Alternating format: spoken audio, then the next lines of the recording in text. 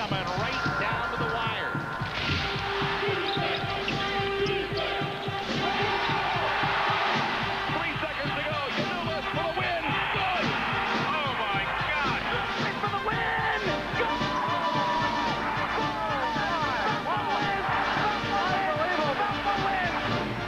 The breathless rush, a joyously careening ride of upset and wonder. Fitting then that from the unknown, the unexpected, comes Cinderella. And the proven pedigree, no stranger to the dizzying world that is the Champions Ball. The Wildcats of Kentucky. The Utes of Utah. Two teams, one national champion. CBS Sports presentation of Prelude to a Championship is sponsored by Honda. Drive the high-performance Prelude and get lucky.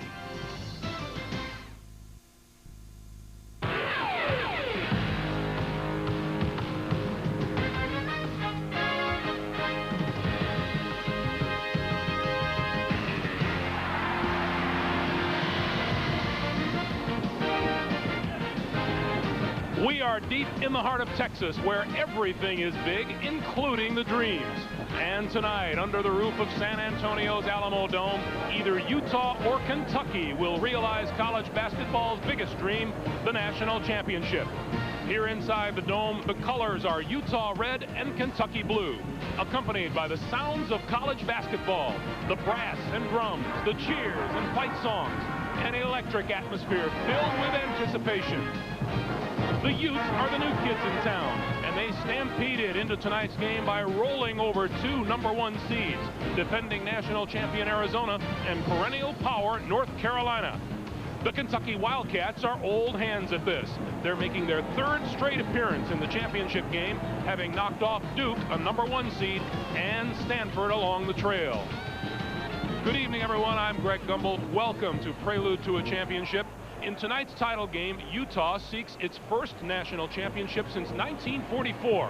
And if the Utes win tonight, they will have defeated in succession the two winningest programs in college basketball history, Kentucky and North Carolina. Meanwhile, no team has won more NCAA tournament games than the Wildcats, who own 6 national championships. Tip time is 9:18 Eastern Time. And the winners will put this trophy into their saddlebags and head off into the sunset. I'm joined once again by the usual suspects, Clark Kellogg and Coach Dean Smith. And Coach, you know, this whole thing that happens, rebounding and defense, the hallmarks of these two teams, what about a matchup we can look forward to tonight? I really think the key matchup is inside. Nazir Muhammad with Kentucky is very skilled, and he can score, and I know Tubby will try to get him the ball very much, every chance. Then on the other side of the ledger, Michael Doliak, a tremendous, strong 6'11", fifth-year senior who can score inside, and he really is strong. And then, of course, he can shoot outside as well. All right, now, for the Utah Utes, Clark, there has been a young man by the name of Andre Miller who has been an absolutely outstanding and magnetic performer in the Final Four. He truly has. In him, Utah has a relentless rack-to-rack guy. In open space, he is lethal. He's also garnered 28 rebounds in his last 2 outings. When he's given the opportunity, Greg, in the open court, he could be lethal, and he could be the difference. All right, Clark, we want to update you on a story that broke following Saturday's Utah-North Carolina national semifinal. The Tar Heels' Maktar Jai had accused Utah's Britton Johnson of directing a racial slur at him during that game. But today, Jai said it didn't happen and sent a letter apologizing to Johnson for making that accusation and wishing Utah well in tonight's game. A Utah spokesman said that Johnson has not seen that letter, but that the university and Johnson consider the matter over. When we come back, we will hear from the two coaches. Utah's Rick Majerus, Kentucky's Tubby Smith, as Prelude to a Championship continues.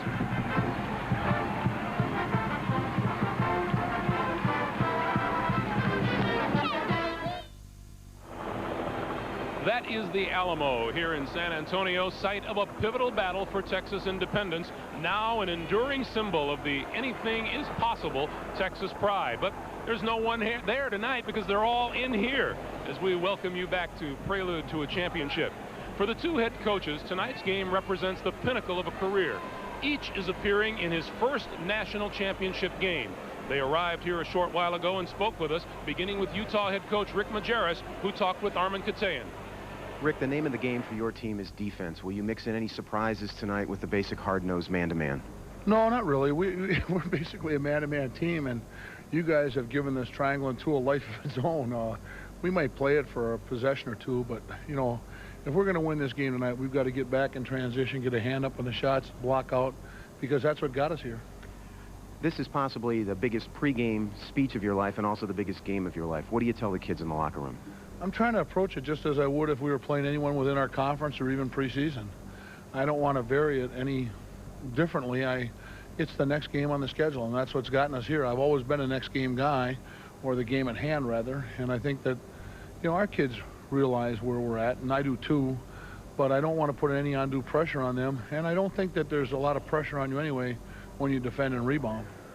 Thanks, Coach. Thank you very much. Now over to you, Michelle. Coach, your team has a chance to win its second national championship in 3 years tonight. What is the mood? What is the rallying cry of this team? Well, I think this team has always been a team of destiny. I think they feel like have felt like underdogs, and it's been a long year for them as far as the changes. You know, knowing that they have been here for the last 2 years and now a third year, especially for our seniors. I'm so happy for them that they were able to get back here and have another shot at a championship.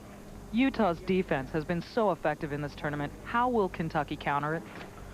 Well, we're going to hopefully use that against them by trying to get some back doors, some easy buckets. I think reading their switches, they do a lot of helping, so hopefully we can get some back cuts on them and get some easy buckets. Coach, good luck. Thank you.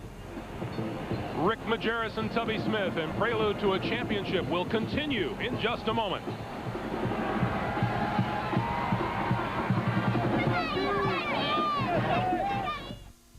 CBS Sports presentation of Prelude to a Championship is sponsored by American Honda, maker of fine quality cars, minivans, and sport utility vehicles.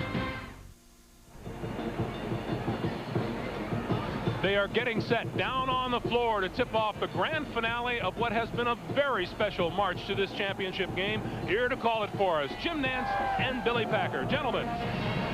Thank you. Special indeed, Greg. I'm glad you got your mic, Billy. Yeah, great to be with you. Good enough. We've got Kentucky playing in the championship game for the third straight year. Utah, meanwhile, hasn't been in this position since 1944. Well, recent memories for these guys, but there's grandfathers that don't remember 1944. Look at Utah's road out of the West, the 3 seed. They beat a couple of 1 seeds, in fact, Arizona, then Carolina in the Final Four. Meanwhile, Kentucky out of the South, they were positioned as the 2 seed behind Duke. First they beat UCLA, then the Blue Devils in the regional final, and then the overtime thriller against Stanford. There are some philosophical differences between these two, Billy.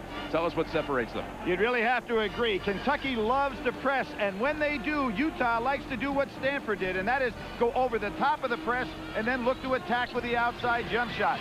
Utah is the best rebounding team in the country, not by skying, by blocking out and getting the rebounds.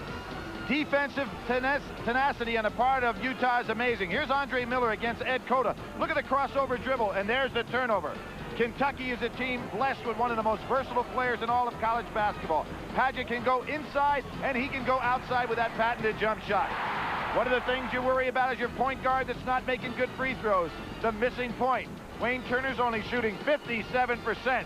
But one thing Kentucky is doing is blocking shots. They set an all-time NCAA tournament record with 42 blocks. Led by Muhammad and McGlure, and well, the key could be Jeff Shepard. He comes off a career-high 27 against Stanford. This will be his final game in a Wildcat uniform, Billy. Here's the patented play to get him open. You see Turner going to the side. Evans cuts through. A double screen is set. And here comes Shepard out over the double screen for the curl jump shot. A key shot in the ball game that brought him to the championship. We'll see the play right here. Cutting through is Evans. Here you see the double screen taking place, and watch him turn that inside leg to square up to the basket with that patented jump shot. Utah and Kentucky for the national championship. Lineups and game time in just a moment.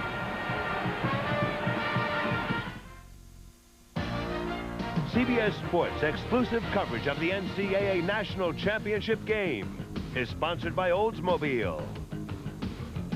Microsoft, Pennzoil, Pizza Hut, and by Bud Light.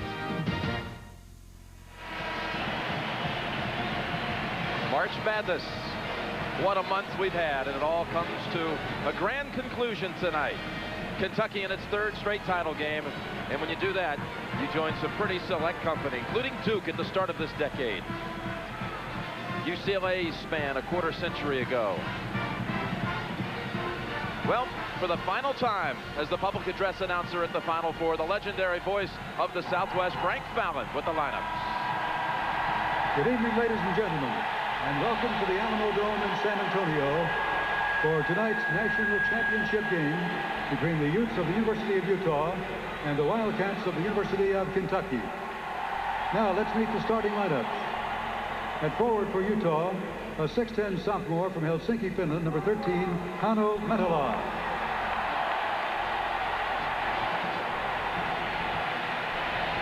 At forward for Kentucky, a 6'5 senior from Miami, Florida, number 3, Allen Edwards.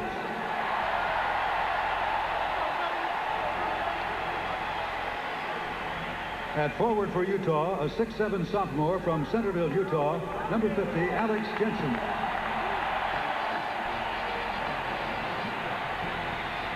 At forward for Kentucky, a 6'9 junior from Louisville, Kentucky, number 34, Scott Padgett.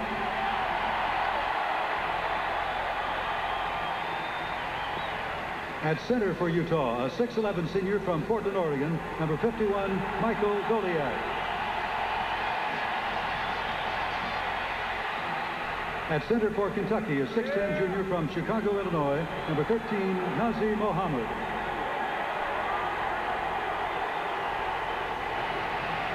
At guard for Utah, a 6'2 junior from Los Angeles, California, number 24, Andre Miller.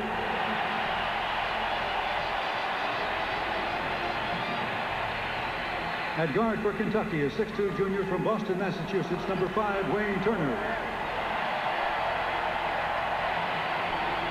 At guard for Utah, 6'5 senior from Tooele, Utah, number 34, Drew Henson. At guard for Kentucky, a 6'3 senior from Peachtree City, Georgia, number 15, Jeff Shepard. And introducing the head coaches for Utah in his 14th year, Rick Majerus. For Kentucky in his 7th year, Tubby Smith. Tubby Smith, hired last May the 12th. All right, Billy, let's go through the Packer pointers for the championship game. All right, Jimmy, these teams do have some contrast, but here's some keys. Block out and board. The #1 rebounding team in the country is Utah. Kentucky actually has a negative rebounding situation in the tournament, 1.8. So advantage Utah going in. Point counterpoint, 2 great point guards. Wayne Turner, 31 minutes, 29 assists, 9 turnovers, 10 points a game. And of course for Miller, 16 points, 7-8 rebounds, 7.5 assists in 36 minutes. A real key matchup right there. And of course inside, you have Michael Goliak, 30 minutes a game, 16 points a game, going up against Nazi Mohammed and Jamal McClure. They average 17.2 and 11.7 together. Who's going to control the paint? And the unknown soldier. Jim, we've seen so many times lately a guy step up. Toby Bailey, Ron Mercer. Can it be a Cameron Mills or an Evans or a Britton Johnson tonight? The unknown soldier could prove to be the key guy.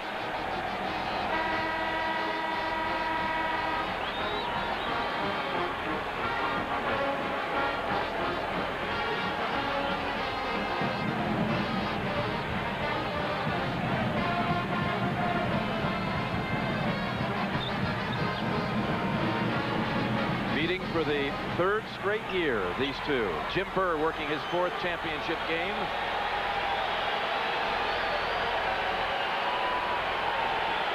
Ray and Sanzier their 1st. Kentucky in the white. Utah red. What a tournament we've had, and it all concludes here tonight at the Alamo Dome with Kentucky controlling the tip. There's that point counterpoint matchup. Turner and Miller. Keep your eye on that one. Who's done such a great defensive job on anybody he's covered this year on Shepard. That's a key matchup defensively.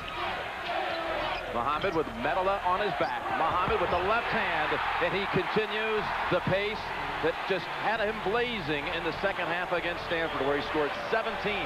Jim, time and again, we see both Doliak and Nazim Mohammed post up in the lane about 3 feet from the rim. You've got to push him out 2 or 3 steps beyond that to stop him. Now we see Doliak getting the same kind of position. Double up Doliak, but he still scores. Jim, the key is the defense, not the offense there. Both centers have got to push their man out farther from the basket than that. That's a simple put-up. Kick out, Edwards, 3. Rattles out, Menola pulls it down. And there's that block out that I talk about. Block out and board. Utah does it better than anybody in college basketball. A turnover. Here comes Turner. 3-on-3. Miller cuts off his path.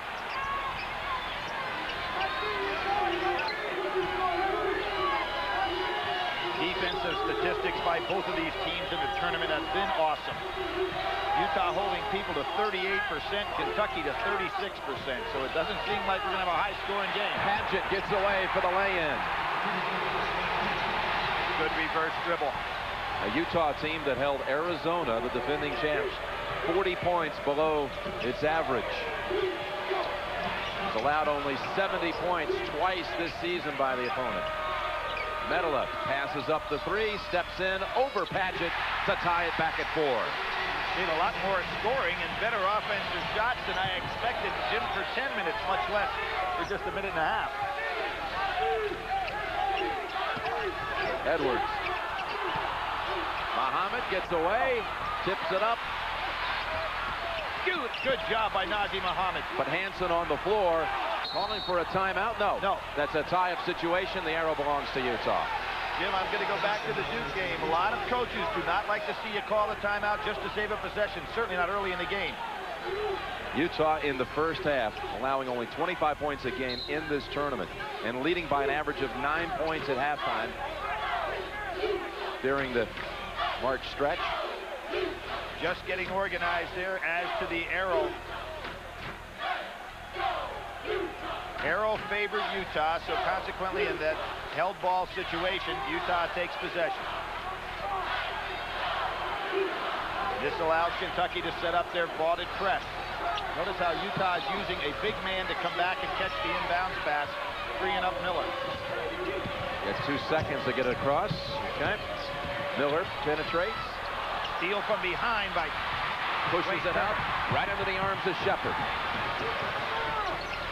Miller with 2 early turnovers, Jim. Shepard driving. Beautiful move by Jeff Shepard. Great recognition by Shepard. He realizes they're playing him to shoot the jump shot, so he comes out on that curl move that he uses, pump fakes, and puts the ball on the floor. Menola gets a screen from Jensen. Doesn't take the 3, though. He has the bounce pass in, but the Doliak doesn't take advantage of it. Miller posting up Edwards. Loses control of it for a 3rd time. The triple-double man has triple, but in the wrong area for Rick Majerus with 3 turnovers. Padgett too strong on the 3. Menola. He loses to Shepard, stripped it away. This is not the efficiency that Rick Majerus likes to see. He likes to play half court at a time. This team is normally very efficient. Mohammed gets free for his 2nd basket. Rick Majerus can't let his team go much longer without getting a little bit better offensive sets in half court. This is not Utah's basketball game. Doliak. Very quick possession. Yeah, Rick Majerus is going to have to call a time here. I know he doesn't want to, but he's got to get his team back into Utah basketball. Kentucky doing just what they want. We're nearing the 16-minute mark. First whistle under it. The timeout. Mohammed, not this time, but Shepard tips it out to keep it alive for Kentucky.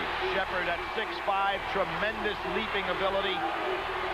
Normally it's Andre Miller who's the rebounding guard, but Shepard can do it as well. Shepard's jumper had a foot on the line, would have been a 2.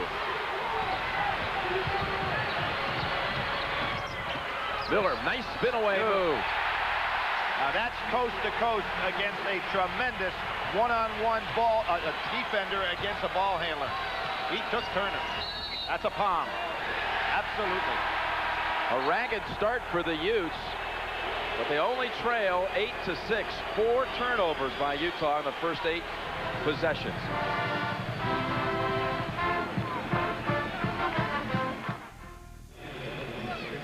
major point of emphasis this year is on palming the ball. Now watch what happens to Wayne Turner. The reason I'm showing this, it could be a key in the game. Both of these guards love to use that maneuver. See how he's carrying the ball and freezing the defense? The officials in this particular game not going to let it get by.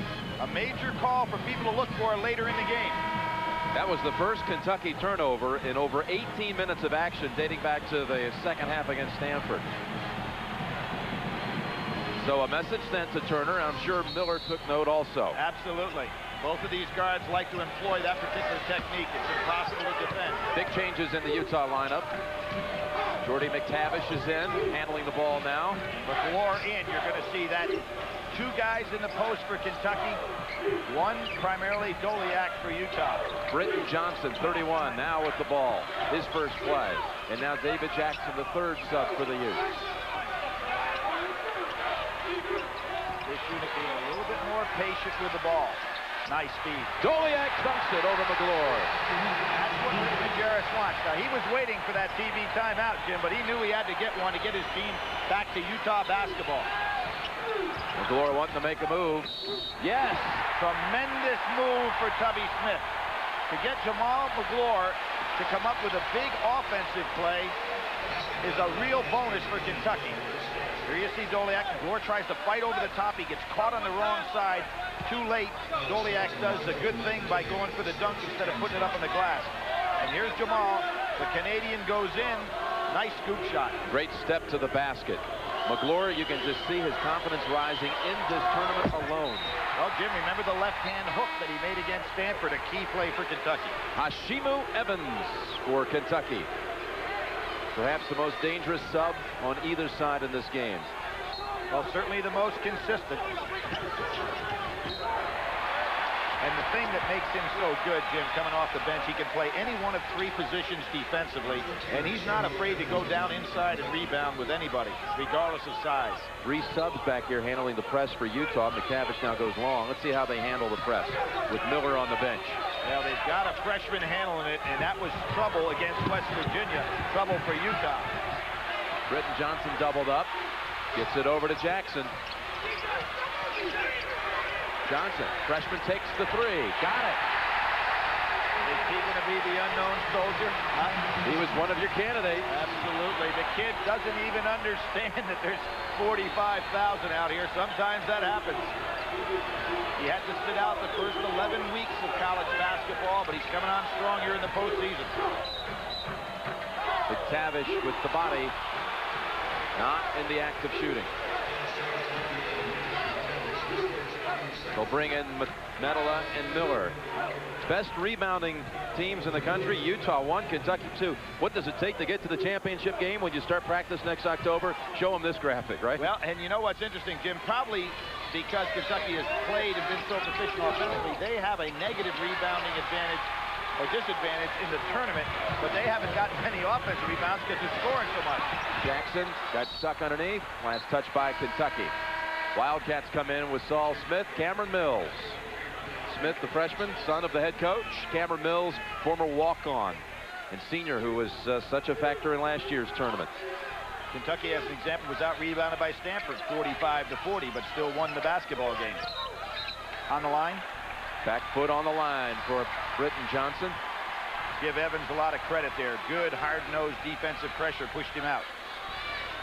Said hard-nosed, it looked like Evans has got a little hard nose there. He's got the bandage right over the top of his nose. He's got the or is that the strip? Yeah. Well, he's battling allergies down here. Allergic to pollen. It's been acting up on him in San Antonio. So that's why he's donning the strip.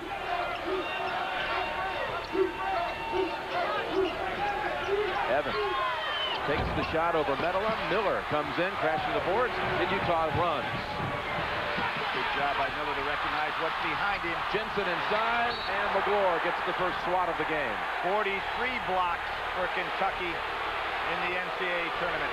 Breaking the record of UMass as a team block record in the NCAAs. Back in '96, Jensen, I mean, there was no one within 10 feet of him. Mental breakdown. And Utah has the lead for the first time.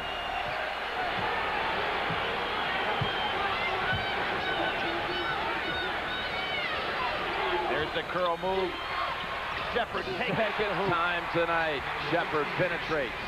Rick Majerus and staff love to look at film so much, and I'm sure they had their players aware that he's going to come off that curl and take the jump shot, and Shepard really crossing him up here twice early on.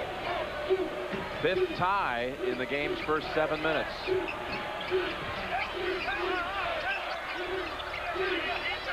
Here's where Utah's a lot like Princeton in terms of philosophy. Half court. They just make you work so hard defensively. Hano Medela. A possession almost got away from Utah, but it ends up with the Medela basket. Medela now banging bodies with McGlure inside. Mills wanting to feed it to McGlure.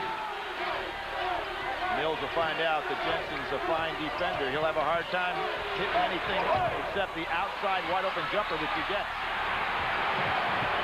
Utah boxing out underneath. Up high. Johnson snaps it out. Jackson 3. And Medela crashes the board for the putback.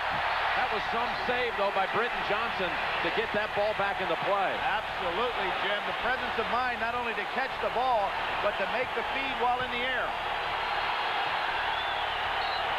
And a turnover. No, it's a solid screen. Defensive foul on Evans, trying to free up Shepard.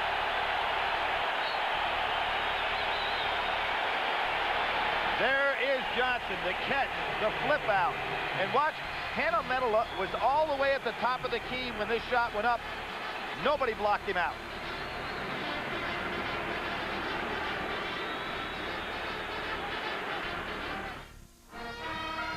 Interesting play. See where Medela is on the pass. Miller throws. Johnson catches the ball as he's spinning, has the presence of mind to feed back to the outside. And here comes Medela, the man that was equal to Miller on the pass, down with nobody blocking him out to put it back in to put Utah ahead 17-13. That was quite a finish by the man from Helsinki. Hano Medela with 6 points for Utah, and the Utes out-rebounding Kentucky at the start 9-2, one of the Packer points. What's new, Jim? This team fundamentally so beautiful to watch with their rebounding technique.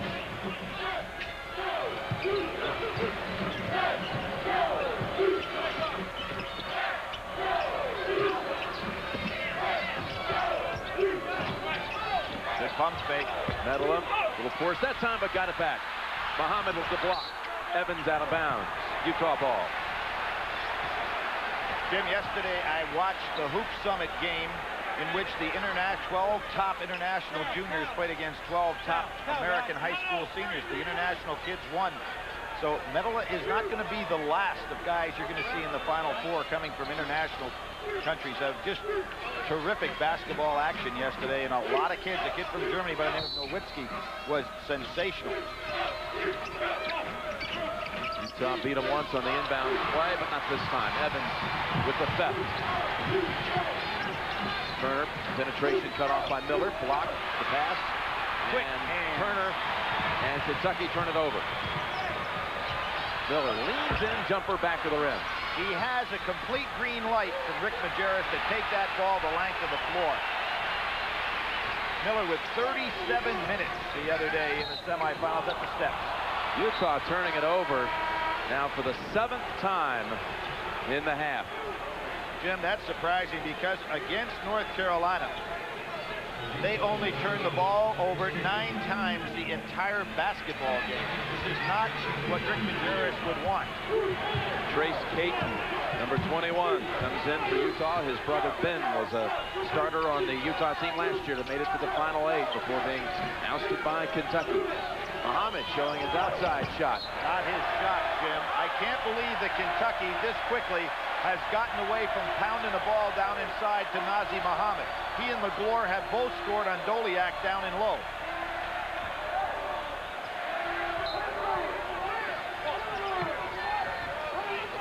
Again, big men bringing the ball up the court for Utah, altering the press.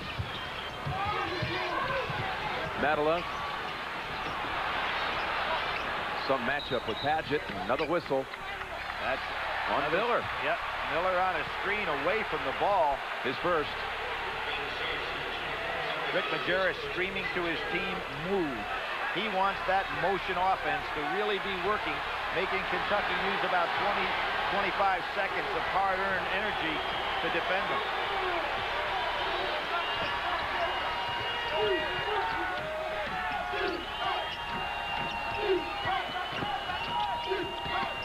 Muhammad makes the move. That shot over Doliak. That's where Kentucky is really effective, getting him down in the low blocks. And here comes Miller again. Uses the body to draw the foul on Muhammad. Miller, who struggled at the line against North Carolina, will shoot 2. Muhammad's first foul. Here we see the ball going down inside. Now that does 2 things. It forces Doliak to have to really work on defense. It also potentially puts him into some foul trouble. And as I said, Kentucky has 2 players that split about 35 minutes in the post. Doliak in the tournament has been playing 30 minutes himself. So Kentucky has to make Doliak work, as they did there. Miller continues to misfire at the line, spilling over from Saturday. But in the tournament, what a stretch he's enjoyed. 28 points in a game against Arkansas, career high. Utah's first ever triple-double in the drubbing of Arizona. 18 points, 14 rebounds, 13 assists, Jim, in that game, and only 3 turnovers. Probably the best single performance in this tournament. The first triple-doubles I know of in the tournament since Magic Johnson did it in the Final Four. Paget got the shot to drop over the freshman. Yeah, he's just too strong down inside for Johnson. Paget showing that versatility. He can hang out beyond the arc, or he can post you up. Absolutely. Figures to be one of the stars of college basketball next year. Already is this year. A young man who in '96 was not part of a national championship team on academic probation, but he's battled back both athletically and academically since then. Doliak frees himself with a little move. 6 for the center of the Utes. Jim, both teams be well served to keep pumping that ball down inside in the low blocks, because neither team doing a very good job defending down there.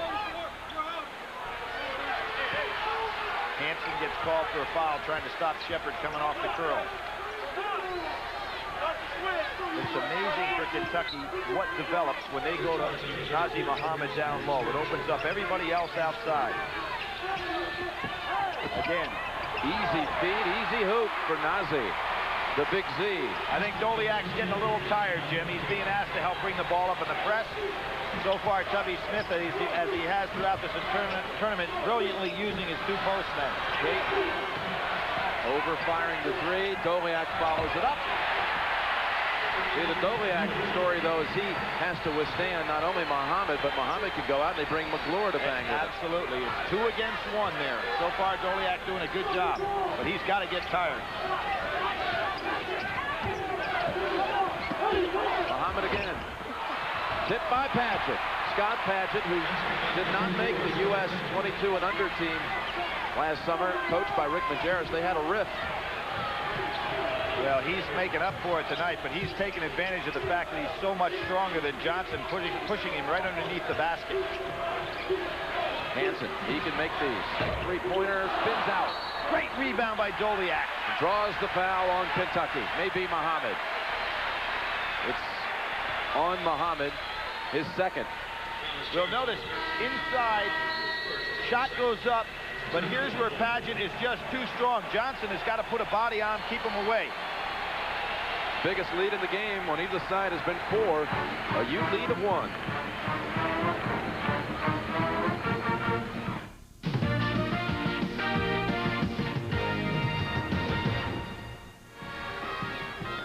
Jim Nance, Billy Packer from the magnificent Alamo City of San Antonio.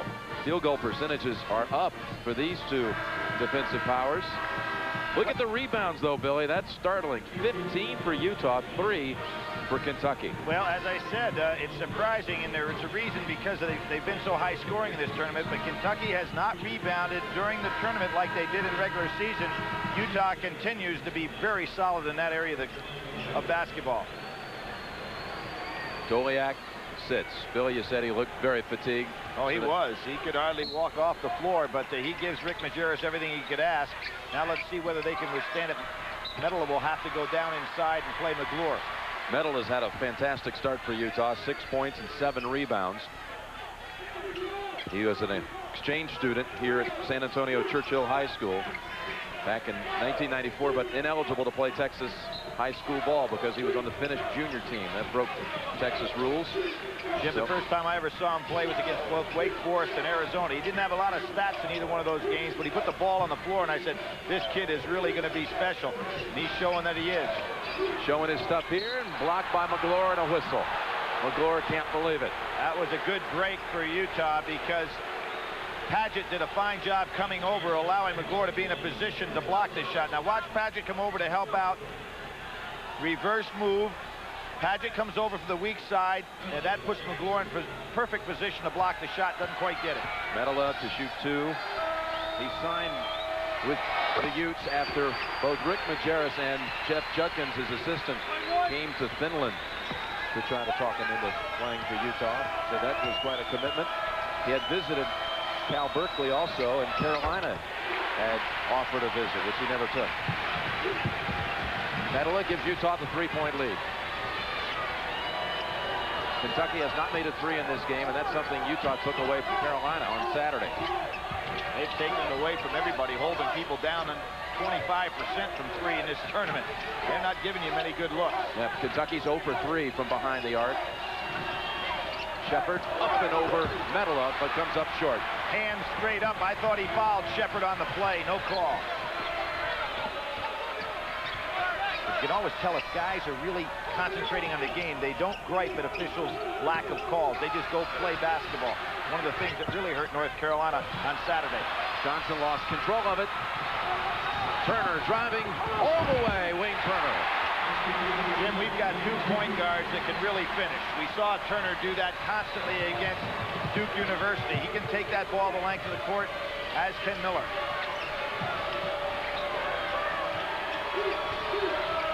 These are important minutes for Utah with Doliak out of the game. A 5-second call and a smart play by Jeff Shepard. Instead of having aggressive defense, he just hung around with him.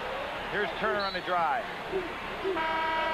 I'll tell you, if Andre Miller's not careful, he'll get on the triple-double here tonight, but the third stat will be turnovers. He's got 5 here in the first half. See, normally you think that defender has to aggressively be guarding it, but all he has to do is be within 6 feet in a guarding position, and that's what happened on that play. Switch off.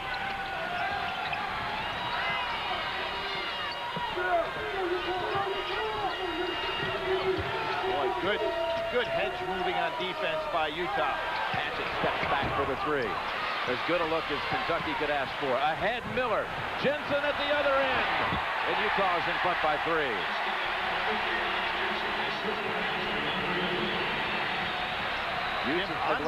Andre Miller is averaging 7.8 rebounds a game in the NCAA tournament play. We're talking about a point guard averaging almost 8 rebounds a game. That's sensational. 3 rebounds tonight. That average certainly bolstered by the 14 rebound effort against Arizona. Doliak comes back. He got a nice break. Well, you know, he had 14 rebounds against North Carolina. That's not bad either. Padgett's out. Michael Bradley's in, a freshman for Kentucky. Shepard picks up the loose ball. Doliak with the rest and the block out. Gets it. Good smart play by Evans, knowing you got to cut Miller off. The center will take the 3, top of the key. Doliak delivers. And Utah has its biggest lead of the championship game. Give Rick Majerus credit. He knew Doliak was exhausted. Gives him the rest. He has enough to be able to come out there and hit the 3, which he does very well for a big man. Evans lost control of it, and Utah might have some numbers. Well, Jensen will slow it down. Jackson had broken ahead. Miller got the lane, too strong. Doliak had a good open putback, but misfired. Shepard, Miller forced the steal. Jackson breaks ahead. Doliak the trailer. Oh, against the great shot blocker, Miller goes under McGlure. He is fearless on the break.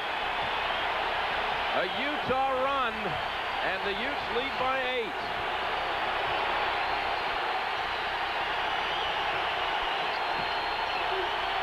Shepard, wide. Ahead again, it's Jensen. And 1. Tim, you have to ask why. Kentucky's game against Utah is to go down inside and make Doliak work defensively. They're not doing that. They're playing kind of like North Carolina did in a frenzy. Really out of sync is Kentucky. Beautiful hit-ahead pass. Young man who was on a mission for 2 years comes back, played as a freshman, put that one in without trouble. David Jackson with the assist. Here he is, Alex Jensen. Rick Majerus believes, and he'd been here either one of the last 2 years while he was away on his mission to England. He thinks he would have been in the Final Four with them. Now, Jim, remember the fact that Kentucky has knocked out Utah the last 3 times they played. 93 in a rout, 96 in a rout, 71-01, 97 in a semi-rout, 59-72. So, but the Utah kids say, hey, they aren't the same players that we played against in those previous years. Johnson in for Jensen. That's a deceiving score last year. It was a tight game with 4 minutes to go. Then Miller hurt his hand and did not return.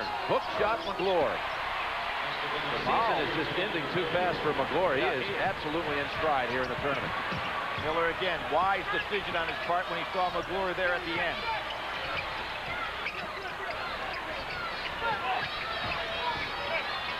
On the baseline, a piece of the arm. That'll send Miller to the line. The 2 best rebounding teams in the country, and this is astonishing. Astonishing, Jim, and I'll tell you why. If you're playing against Utah, you want much better shot selection. They block out so well. Kentucky has taken shots before their team was in position to rebound. When you take a bad shot, your own teammates don't think it's going up, so they don't get in position. Really playing into Utah's hands. That foul was on McGlure, his second. So McGlure and Muhammad with 2 each. Padgett comes in for McGlure. All WAC player, all defensive player in the WAC, the MVP of the West region. Miller just one honor after another.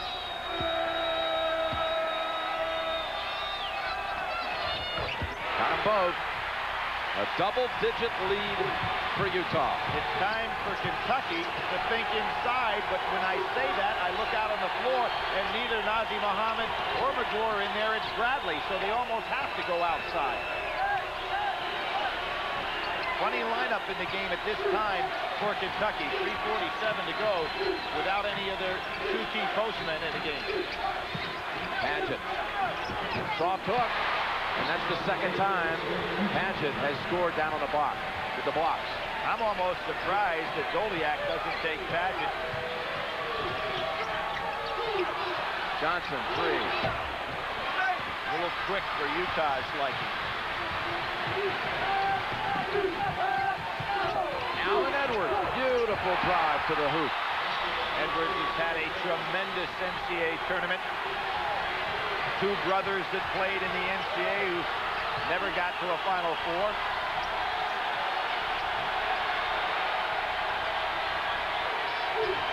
Three minutes to go in the first half. Doliak in the lane, and Bradley pushed off. And there again, we see posting up down in the paint, 3 to 5 feet away. And here's that slashing drive. Great play by Edwards. Kentucky probably will play without having Bradley in the low post now and try to get the slashing plays of Edwards and maybe even slide Padgett down in the low post. 2 for Doliak. Doliak was born right here in San Antonio. His father an orthodontist in the military, and he was schooled here in San Antonio also. Doliak was asked yesterday, what's it like playing for a coach like Rick Majerus, who's always firing off all those funny one-liners? What's it like in practice? He says, oh, we get a lot of the one-liners in practice, but they're not funny. He's shooting 85% from the line in the NCAA tournament, over 80% from the line during the course of the season, so a very good free throw shooter. A lot of subs in for Utah. Jordy McTavish has come back, number 11. You get the feeling that Tubby Smith may want to try to wear this team down right before the half because he doesn't have a normal lineup out there right now. Padgett, he's got Medola on his back this time. Cameron Mills fouled on the drive. And this helps Kentucky. Mills 20 for 21 on the year from the foul line. Kind of guy you want to get on that line. Coming up on Pennzoil at the half, Greg Clark and Coach Smith will have the first half analysis, and we'll be joined by Senator Bill Bradley with his perspective on the tournament. That's all coming up on Pennzoil at the half. Cameron Mills, he was offered a scholarship out of Dunbar High School in Lexington to go to Georgia, but his dream was to go to Kentucky, where his father had played for Adolph Rupp from 69 through 71. And Rick Pitino told him, we can't offer you a scholarship. He says, Coach, if I'm good enough to make the team one day, maybe I'll be good enough to earn a scholarship, and he has. And he not only won a scholarship, but he took Kentucky really to the Final Four last year. He's their leading scorer going into the Final Four, was sensational in the SEC tournament. Has been kind of quiet here in this year's NCAA run. Doliak with 12 points leading Utah, and the Utes lead is 6.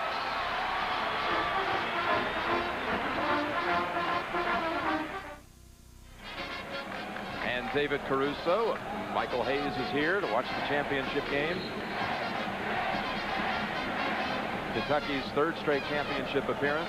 Utah's first final since 1944. A Utah team that had actually entered the NIT, lost in the first round to Kentucky. And on the way home, they had to sub at the last minute for an Arkansas squad that had been in an accident. And Utah went on to win that national championship in 44. They returned to this stage for the first time tonight. And another turnover by Miller. Half-court zone trap. Big turnover by Kentucky. They had advantage. Good half-court zone trap. Utah had Doliak underneath. Johnson. Oh, great play by the freshman.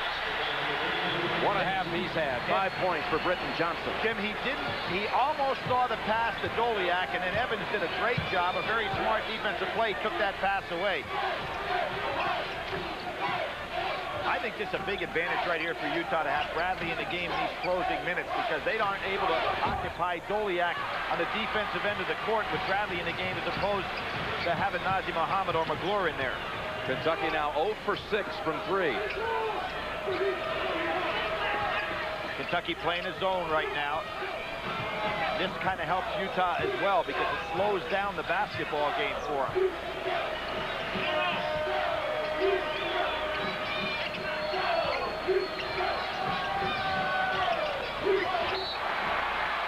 Tipped off. Good job by Cameron Mills. Tip off Johnson's hands. You know, you showed that tournament summary, Jim. 9 of the last 11 winners of the NCAA championship have played at least 11 games against the field. Kind of surprising. This year, Kentucky came in 11-2. Utah just 3-2. It's very sparse amount of competition. It really is. Against tournament teams.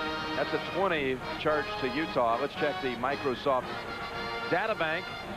And Utah won the championship in the 5th year. Oregon and Wisconsin, Stanford, and Wyoming, then Utah in 1944. The Tall Firs of Oregon, the first champions ever of the NCAA. And Arnie Farron, who we have seen around town, was the most outstanding player in that championship run. Scored 22 points in the championship game. He looks young enough today to still be playing out there. I know he's very proud of this Utah team. 3-time All-American from Utah. Padgett, hook shot, too strong. Miller. And last touch by Edwards. Boy, I really don't like the lineup that Kentucky has on the floor to go down a stretch. They're trying to do it with defense, but they sure aren't going to occupy Doliak very much. By not having a post man. Under a minute. They're trying to get it with the defensive pressure right here. Being in a zone, that allows Utah to play a pace game. Hansen got Evans to commit, stepped over. That's a 2. Beautiful fake. 10-point lead.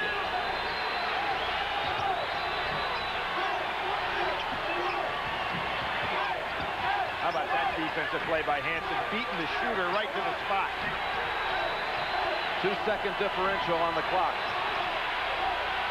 Switching out front. Edwards found the lane. Somehow it bounces out. And there's that freshman Johnson again with a rebound. 6 seconds and a half. Miller looking for help. Hansen with a 1 second to go on the run. And we come to the half. with Utah in front by 10. Jim, no team has ever come back for more than 8 points to win a championship game. Loyola Chicago, the only one ever to do it. 1963, the biggest halftime deficit ever overturned. But they have been the comeback cats. Can Kentucky do it again? Let's go over to our colleague, Armin Katayan. Rick, you're pounding them on the boards. Can you prevail playing this kind of game, including the turnovers? Well, our post defense is not good. We've got to do a better job on post D, and we've got to do a little bit better job on helping out on the curl. We've got to bump that curl a little bit better. But I like our enthusiasm. I like our presence on the fast break. We're playing with confidence, and we're looking to attack. We must continue to do that. I think we're making good decisions. Our ball rotation is excellent. Thanks, Rick. Jim? For at least a half, there is a Cinderella in San Antonio. Will it hold up? Utah 41, Kentucky 31, and CBS Sports exclusive coverage of the NCAA Men's Basketball Championship will continue after this message and a word from your local station. CBS Sports exclusive coverage of the NCAA National Championship game is sponsored by Dockers Khakis, Nike, Mountain Dew, and by Goodyear. CBS Sports presents Pennzoil at the Half, sponsored by Pennzoil, specially formulated for today's stop-and-go driving. Stop, go, Pennzoil. Back at the Alamo Dome at halftime, the score of our championship game, Utah 41 and Kentucky 31. Welcome to Pennzoil at the Half, everyone. I'm Greg Gumbel, along with Clark Kellogg and Dean Smith. What a phenomenal display of basketball that we have seen here in the first half. Coach, what's Tubby Smith talking about to the Wildcats at halftime? Well, I know one thing he's saying, we got to get back. They got 3 layups taken off. Another thing, Utah has 9 offensive rebounds on 12 missed shots. They got to box out. And thirdly, I'm sure he said, let's throw the ball in the side. They're not double teaming the low post, and Muhammad and Malor could go ahead and score against Goliath. Meanwhile, the Utah Utes, a team that has not trailed in the second half of any tournament game thus far this season. They have been amazingly consistent, Clark, as they have been tonight. They've really been outstanding, and one of the reasons they're up by 10, they had a spurt fueled by excellent play in the open court. We talked about Andre Miller being a rack-to-rack guy. Here we give you an example of that now. Off the board, here he is in open space, and he gets to the bucket as well as any guard I've seen in college basketball in a long time. A stat sheet stuffer supreme. He rebounds, scores, and passes off for assists as well. Coach Jeff Shepard had 27 points in the big Kentucky victory here on Saturday. He only has 4 first-half points. Does Tubby Smith go out of his way to jumpstart him? I don't think so. I think it'll come on that curl action. He has a good look a couple of times, or they should really drive more. And, you know, that opens up more offensive rebounds for Kentucky off the drive. All right, Coach. Well, this man scored 2,503 points in 3 seasons at Princeton, and in 9 career NCAA tournament games, he averaged almost 34 points per contest, including 58 against Wichita State in the 1965 national third-place game. Still the Final Four single-game record. We welcome Senator Bill Bradley. It's nice to have you back with us. Good to be with you, Greg. Tell me something. Are these the best teams that we're seeing in this tournament? I think they're the 2 best teams. The question is, I don't think maybe the best players in the country are out there, but I think that the players that fit together best are out there, meaning real team players, as Red Auerbach used to say. And I think each one of them realizes that they're only 1 point on a 5-pointed star. They've learned the important lesson, and that is that unselfishness is what gets you to the championship game. We talk about the chance to play in this tournament. What does it mean down the road? Well, the first thing it means is it's an incomparable memory that you have, that you were here and you played in the final game. But I also think that what it means is that the work that it took to get you here equipped you with the attitudes that will last a lifetime. Courage, discipline, unselfishness, resilience, those kind of things. You and I talked about this the other night. It is amazing to think that Keith Van Horn, one of the great players in the history of the University of Utah, didn't get this far, and yet now that they've lost this guy, this team has advanced to the championship game. How's that happen? Well, sometimes you have a star, a great player, and the other players on the team look to him too much. When the star leaves, that means everybody's got to step up and assume bigger responsibility on virtually every play. Okay, we've enjoyed having you here. Thank you very much for joining us. My pleasure. All right, let's look ahead now to the second half. Who makes what adjustments at halftime, Clark? Well, I think Kentucky has to look at the three-point shot. It's been such a viable weapon throughout the course of the season. They're 0 for 6 from behind the arc. They had great success going inside, but I think they've got to make some perimeter jump shots to balance out their attack in that second half, and they've got to do a job of keeping Utah from easy scores. Coach? Well, just what he said, except Utah needs to keep going to Doliak inside because they can't stop him. All right. Incidentally, one piece of coaching news. According to reports, the Texas A&M Aggies will name Melvin Watkins their new head coach. Watkins had led the North Carolina Charlotte 49ers into the second round of this year's NCAA tournament. He replaces Tony Baroni. Jim and Billy will be back with the second half when we continue from the Alamo Dome right after this.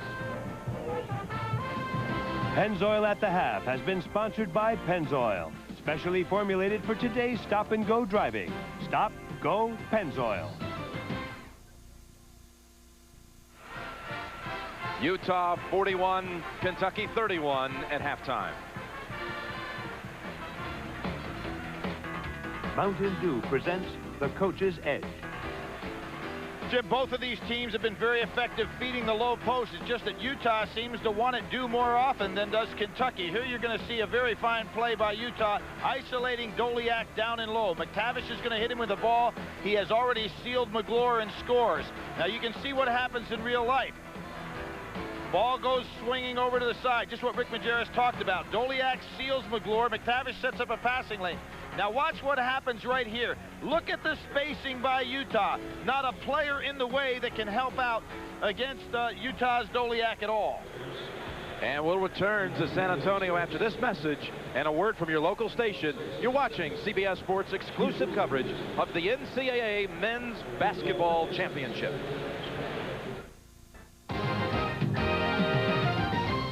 Be sure to join us tonight after the game. The Lady Vols are national champions for the third year in a row, and Kentucky is vying for the title right now. So what makes these SEC teams such strong competition? We'll take a closer look. You think you're suffering from March Madness? I'm Dana Kay. Coming up after the game, I'll take you to where madness breeds dreams, right here in Middle Tennessee. Eat broccoli and wear some sandals. In the Stanford game, I dyed my hair blue. Then, are you superstitious? We found some Wildcat fans who are. We'll tell you what extreme they'll go to do what they can to help UK win. Plus, he struck again. The rush hour bandit continues to terrorize Middle Tennessee businesses doing broad daylight. Tonight, we'll take you to Sparta, where he's taking his robbery methods one step further.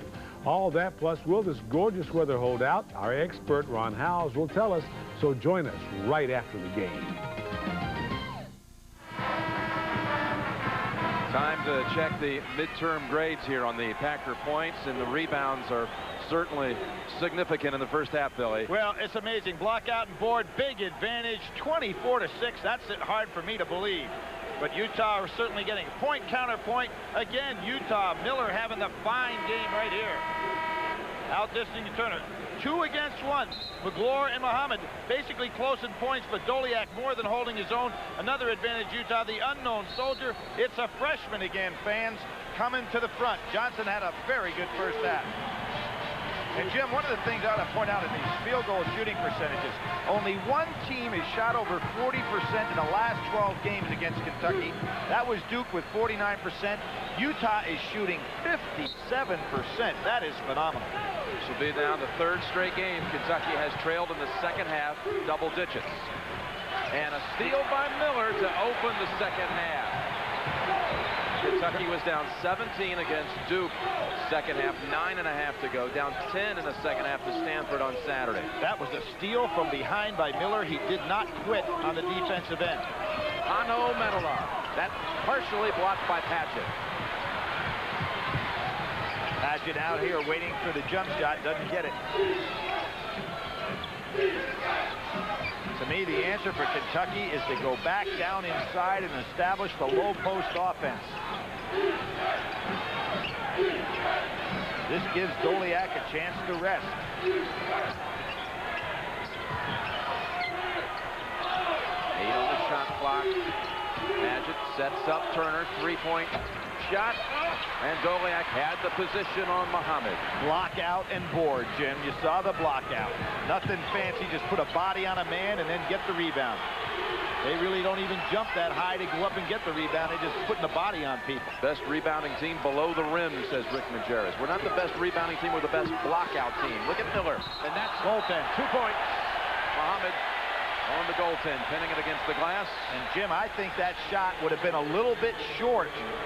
The referee, of course, doesn't call goaltender, but had no chance to go in, but it had a chance to go in. But you can see right there the ball on the way down. Utah's largest lead. Paget. They go backdoor and alley-oop to Paget for 2. Good back screen by Shepard. 10 points for Paget. Kentucky down 10. Notice the high screen by Doliak here to rub Turner off. Miller didn't need it. Trying to set up a little game inside here, Doliak and Muhammad. Paget's going to have to be careful, looking to double down on Doliak so soon because Medela can hit the outside shot. Miller drives past Turner for 2. 11 for Andre Miller. Jim, it's the first time that Turner in this tournament has been overpowered by his counterpoint point guard. Miller is very, very strong.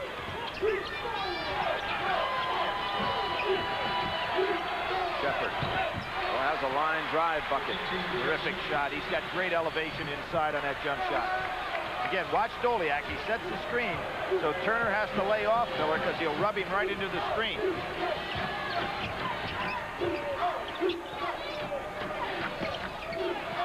Bouncing it inside and out past the reach of Doliak.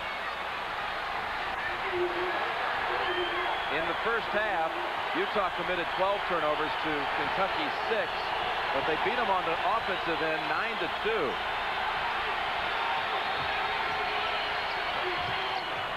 Nice little two-man game inside with Paget and Edwards. Develops nothing. A hold on Hansen, trying to stay with Shepard. Kentucky comebacks this year, and really the ones that are memorable have been the last 2. The third, if it should happen tonight, would be the sweetest of all, though. Tubby Smith doing that great job in that comeback against Duke with tremendous defensive intensity. See, Miller is helping out inside now even more. See, there he is. Yep, right out of the arm. And the reason he can do that is Turner is not a good jump shooter. So Miller, so smart in there, getting positioned defensively. Medela had left his feet. Shepard drives past Doliak. And Kentucky's got it under 10. There they go over the top of the press to Miller, and he is so dangerous in the open court. Pin now. Medela takes outside, goes inside. And Muhammad has his 3rd. Kentucky got caught in a tough switch situation, and boy, is this a big foul for Tubby Smith. He's going to have to come with McGlure to get Nazr Muhammad out of the ball game with that 3rd foul. Really hurts Kentucky. That was a good move by Medela. He recognized the switch took place. Paget was stuck over on Doliak, so he knew he had the bigger man that he could go by in the dribble and took advantage of it. Medela says his favorite athlete in any sport is Timo Solani, the hockey player from Finland who plays for the Mighty Ducks. Jackson and Jordy McTavish in for Utah, and Evans for Kentucky. And Billy just received word prior to the game that Adolph Rupp's widow passed away last night in a Lexington hospital at the age of 95. Esther Schmidt Rupp, dead at 95 of natural causes. Was with Coach Rupp every step of the way. I talked to Gail Catlett today, the outstanding coach at West Virginia, whose team was beaten by Utah. He was an assistant under Coach Rupp for 1 year, along with Joe B. Hall, who eventually succeeded Coach Rupp. Certainly one of the legends of the game, a Hall of Famer. And 50 years ago, he took his Kentucky team, the great Rupp's fabulous 5, to a national championship in 48 and again in 49. Evans three-pointer, first of the night for Kentucky. Big shot.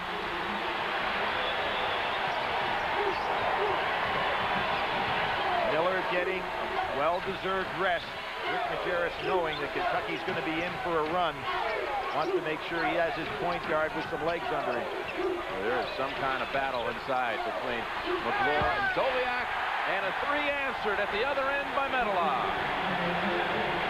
Such a versatile performer. He and Paget both can step outside or go inside. McClure, not this time, and last touch by Utah. Did you see, Jim, even on that missed shot, Utah had 3 men in inside rebounding position. Kentucky 0. Well, they've gone to the first break of the second half on the same number as halftime. They play it break to break. Still Utah by 10.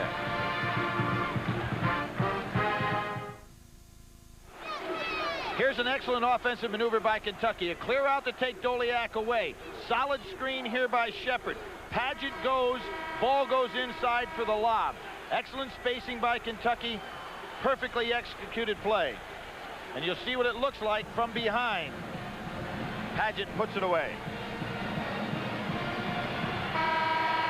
Tubby Smith taking a seat. Once belonged to Adolph Rupp.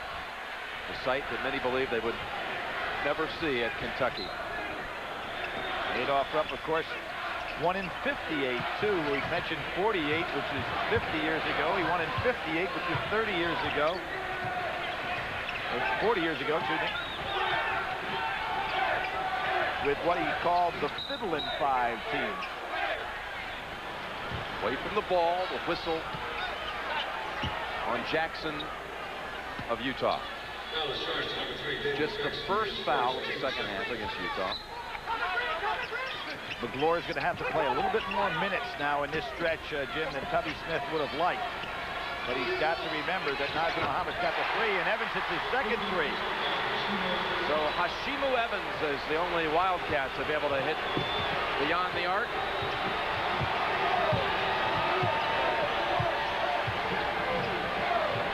Evans' big scoring game was 20 against Arkansas this year, so he certainly is capable of coming up with some big numbers off that bench. There you see that spacing again by Utah. Try to keep anywhere from 8 to 15 feet between offensive players. 4 seconds on the shot clock. Miller steps back, fires the three, tipped over to Evans.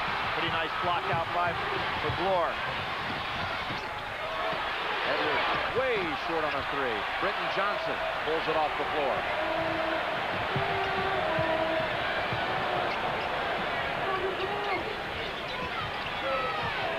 This is an interesting matchup here. Shepard with more size now than what Miller is used to seeing.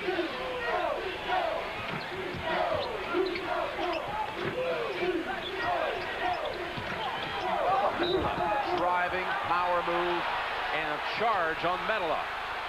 Jim, there was a case where Jackson was being played by McClure. He was a little bit too impatient when he fed that ball into Medela. Medela goes inside. It's big against small. The small man gets better position. Smart play by Edwards. Third, Billy, on Hano Medela. Now we have 2 key players, one on each team, with 3 fouls that are serious problems in the substitution pattern for both coaches. Doliak returns to the Utah lineup. Utah with a lead that had reached 12 at one time in this second half. It's now trimmed to 7, and Kentucky looking to make another dent. This is a very big team now that Utah has on the floor.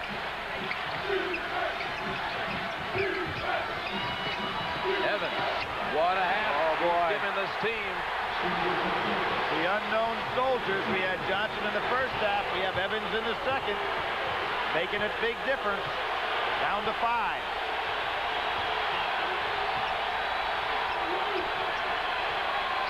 I really like the lineup on the floor here for Kentucky. Johnson underneath. And a travel. Tubby Smith has got a lineup on the floor that's got some serious problems, and Rick Majerus recognizes it too. He's got to make some adjustments. A 20 called by Utah.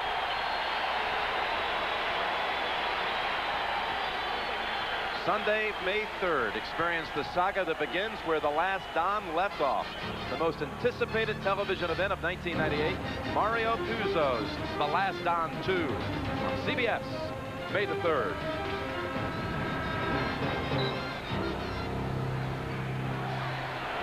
Billy, I mentioned it a moment ago.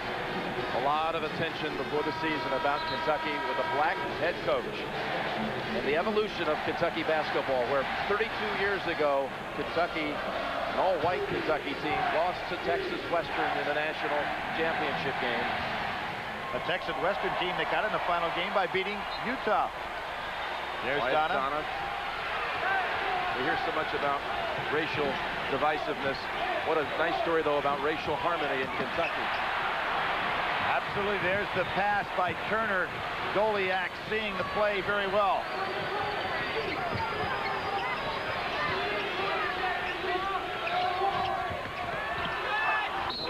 And oh, wow. It looked like it just crawled up and over the rim. He beat Shepard on the drive baseline. Shepard's got about an inch and a half on him, and not only does he beat Shepard, see it right here, turning that shoulder in, then he goes over Paget and gets the roll. Sensational play.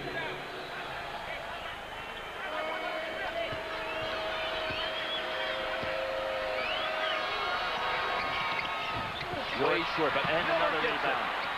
Floater, and somehow that one bounces out. And gets another rebound. And then Wisely pulls it back out to set up. Trying to make it a 4-point trip for Utah. This is the best matchup I've seen on the floor for Kentucky in a while to play against this Utah team. I think they can make a real run here. And runs they've made. 17-0 Duke at 20-5 UCLA, 19-0 against St. Louis. Britton Johnson from Medela. Remember, Medela with 3 fouls. Rick Majerus kind of lucky there that he didn't pick up a cheap one.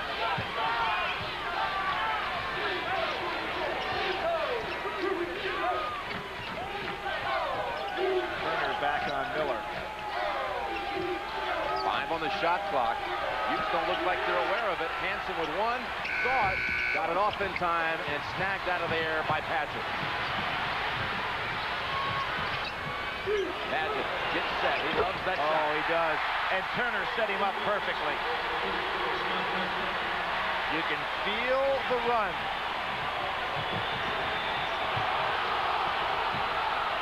Open is Johnson. McClure, oh, what a great job of shielding with the body by the freshman, Britton Johnson. And that's against a tremendous shot blocker, Jim. He really did. He double-clutched that one. Shepard challenges inside. Doliak and Shepard both tipped it. I think Shepard gets credit for it. 54-50 Utah. Doliak kind of slow getting down the floor. Remember how tired he was in the first half. A block this time. Send Jensen to the line for 2. Boy, take a look at Jensen's uniforms, Jim. It is soaked through. The t-shirt is soaked through. The uniform jersey is soaked through. He is playing so hard. So Alex Jensen, sophomore from Centerville, Utah. Did his mission in England for 2 years in both 96 and 97. Majerus called him his favorite freshman he ever coached. But he also says he left on his mission. He was a sleek greyhound as a player, and he came back as the Michelin man. He gained 50 pounds, and really it's taken all season, we talk about the perspiration here, for him to get back to the player he was 2 years ago. We've reached another break. The Ute lead 6.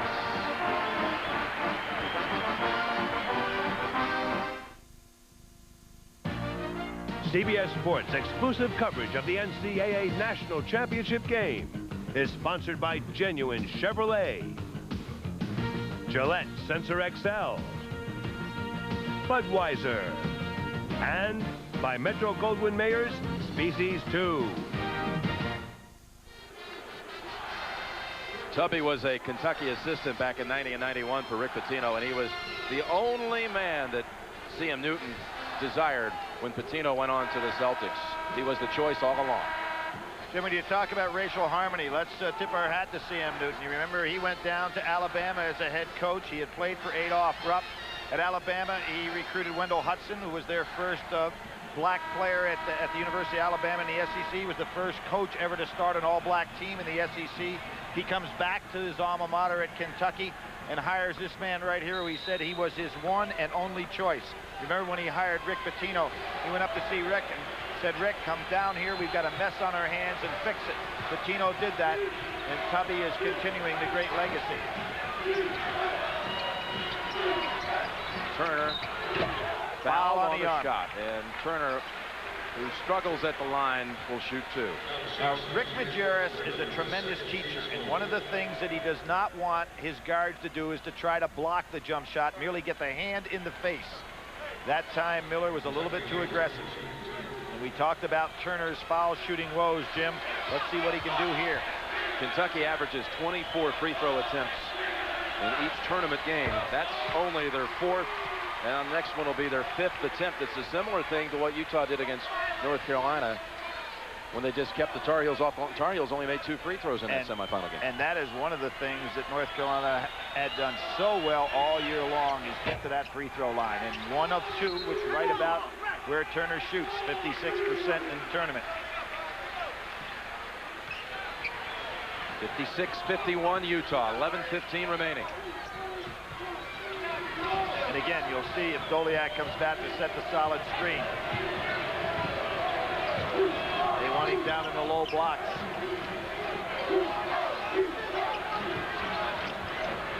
Johnson waited for Doliak. Good cut by Johnson. Doliak blocked by McGlure. You know what? Doliak made up his mind that time. It was not a smart play, even though he may be a pre-med student. He was better off. He predetermined he wanted that shot. McGlure adjusted beautifully. Edwards slices in, blocked by Doliak. Doliak walking down court is 4 on 5 now, and here he comes, just crossing half court. Big guy's getting a little tired again, as he was at the end of the first half. Can they feed him, though? Comes back over McGlure and goes to the line. In the pregame, we talked about Kentucky erasing shots. 3 blocks on the night. And the last one, previous trip. Then they had 14 blocks against UCLA. It was 6 apiece for McGlure and Nazir Muhammad. There was good timing by McGlure on that one. You notice the facial hair on Doliak. How about this? You know, Rick Majerus, hey, he lets them have facial hair.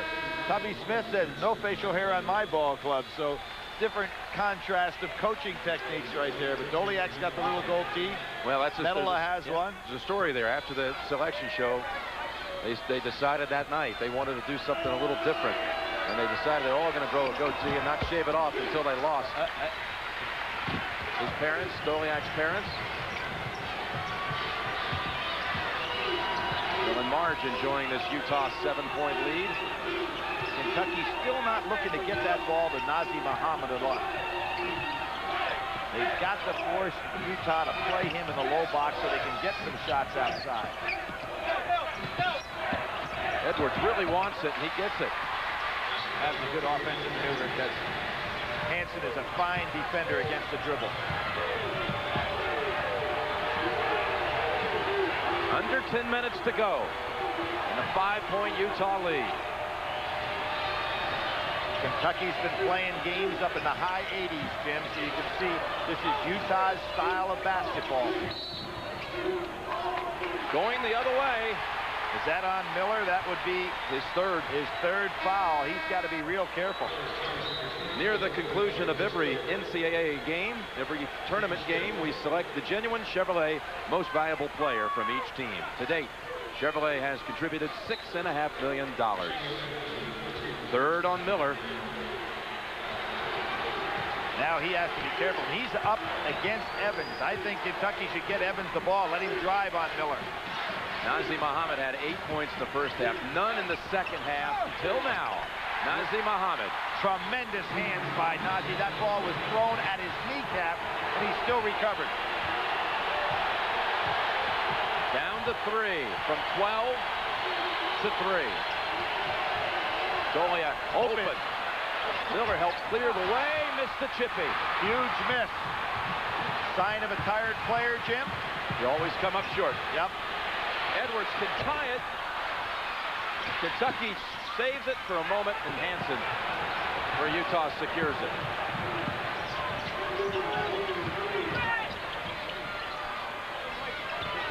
Miller posting up inside, fearless in there. Left hand, had to go with the left hand, but the much taller player on his back. How about this? One and done for Utah of late. Kentucky much fresher here. Padgett to tie it. And Medela crashes for the rebound. Goliak walking up and down the floor now. About 20 seconds away from getting to that under 8. And a whistle at that point would give him a timeout. An official timeout. Goliak inside again, outside. They call the foul. Ball hits out to the side. Look at Shepard going after it. Takes his spot in press row. He didn't have a credential, though. Throw him out of here. The fourth on Nazim Muhammad. How about that, Billy? Well, that hurts Kentucky because of his great offensive ability inside. But McGlore's had a fine game. And this is just another fresh leg going against Goliak, who's really getting tired. Medela squares up for the 3, hits the side of the board. Jimmy made a mistake. You know what he did? He looked down to see if he was beyond the three-point line. You've got to have a feel for the three-point shot. When you look down, you lose your concentration on your jumper. And he was really off on it.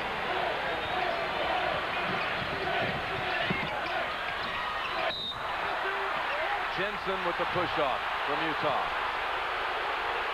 He's first. There is no comparison between which team is fresher right now, Kentucky or Utah. Utah is really physically whipped. Kentucky's wearing them down and bearing down on the Utes.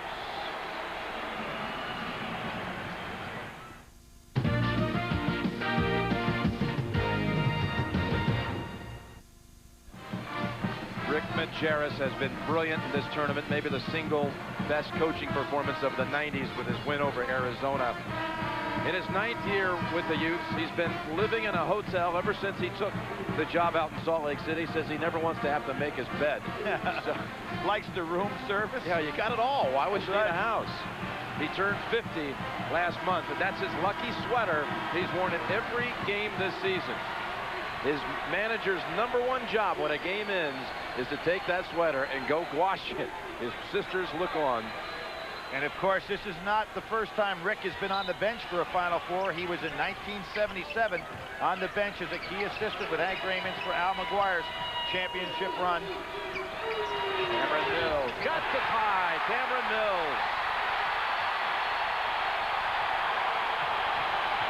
Terrific outside jump shooter. The senior now playing with some confidence. 58-58. It's a 7:20 game. And Shepard off and running. Miller better not foul him. Shepard's a great finisher. And now Rick Majerus taking a quick timeout. He wants to take this crowd out of the game and slow down this momentum. But you can feel Tubby Smith finally got the lineup that he wanted on the floor, Jim, about 3 or 4 minutes ago.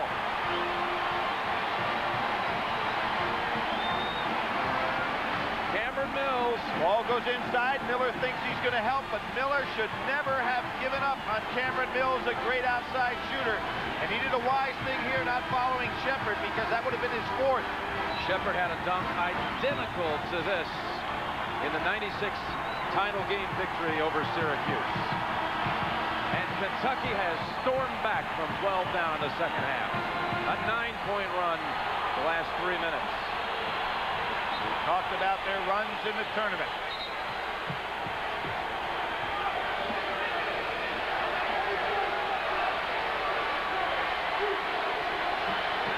Well, Rick Majerus said, Jimmy, that the NCAA tournament's been fine except when they run into Kentucky, and right now they're running into a Kentucky run. Kentucky's first lead since 11-8. If you're Utah right now, you just want to be patient. Make sure this possession leads to a good shot.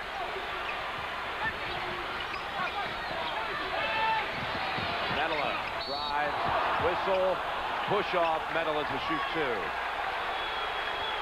Medela has really played outstanding basketball, an all-WAC performer. Now, Jim, one thing interesting about this Utah team, a very young team, but interestingly, it could kind of fall apart in a hurry. This young man has been offered $750,000 to go back to Europe to play. He says he's coming back to Utah, but certainly you can see the European professional leagues would like to have his services. Individually, he has one goal, and that is to be the first Finn to ever play in the NBA. And I talked to him yesterday, and he said there's no way I'm signing any European deals, because the best way I can make it to that ultimate goal is to come back to Utah and play under an incredible coach that can certainly continue to develop his talents.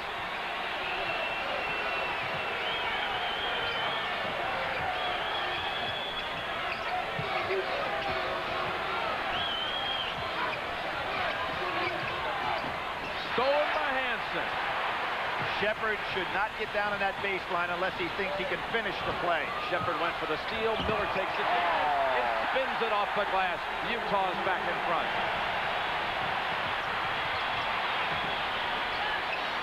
Shepard kicks it out. Padgett. He loves that shot. Too nice strong. Release. Ball on the floor, and it's Hansen again.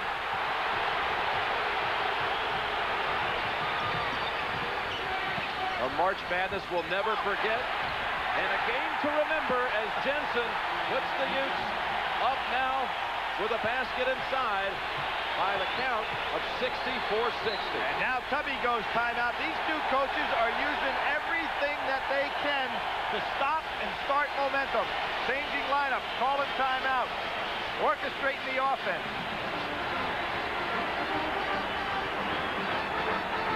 Just when it looked like Utah was worn out, how did they rejuvenate themselves in the last 2 minutes here, Billy? I'll tell you how they did it. They went and visited the Alamo today like I did, and they saw the sign that said, "I shall never surrender or retreat," the words of William Barrett Travis, who is a lieutenant commander at the Alamo.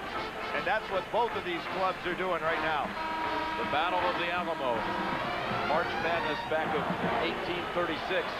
The Battle of the Alamo ended on March the 6th of that year. 189 Texas Patriots met the Mexican general Santa Anna here in San Antonio. Out of the 20, Kentucky down 4. Tubby Smith set up that curl move for Shepard. Nothing there right at that point. Well scouted by Utah. Mills. Wow! 2 in a row for Cameron Mills. Hey, who's the highest scorer this year in an individual game for Kentucky? No, it's not all those stars. It's Cameron Mills with 31 that he had against Florida. He can shoot the ball.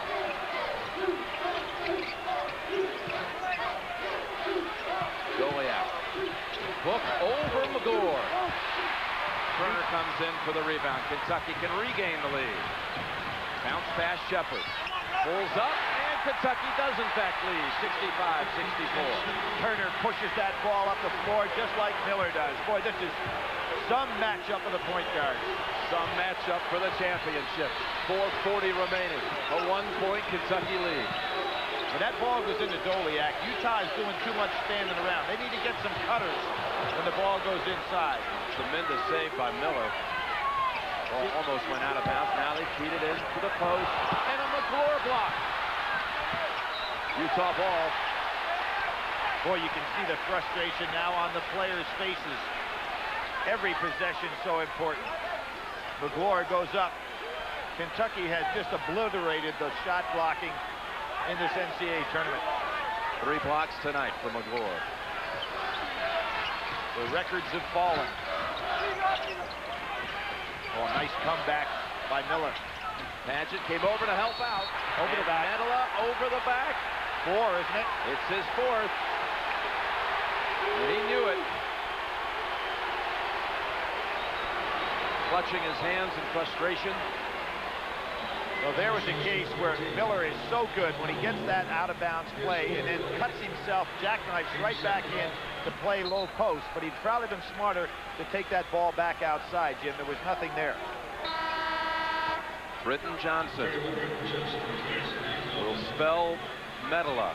to the bench with his 4. McClure to shoot 1 and 1. Starter the first 12 games of the season.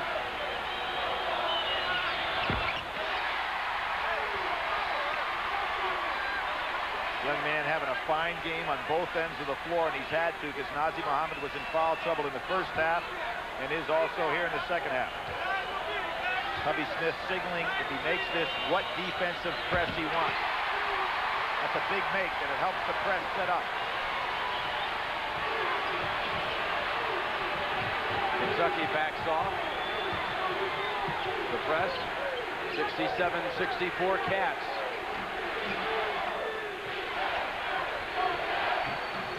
Seven unanswered by Kentucky. It's a double down by Padgett. Doliak, they keep speeding Doliak, and he'll head to the line for 2. Here's a young man that you know has to be exhausted, but he's still battling back for the rebound. This young guy who, as you pointed out Saturday, Jim, not even a big recruit, is a sophomore and a junior in high school, goes to Rick's camp, goes back, becomes the Oregon Player of the Year, signs with Utah, and has developed year after year after year into a better player. I want to point out something, too. Keith Van Horn, the great All-American player, leaves Utah. I think back to Oscar Robertson, the great All-American, left Cincinnati, never having won a national championship. Is it possible that we could have a repeat, as Cincinnati did after Oscar left, have a Utah team without their greatest All-American be able to go to a national crown? McClure to the bench with 4. Boy, he's played well. His teammates surround him. Talking about teammates, Donna Medalist said yesterday, we consider Keith Van Horn to be a member of this team.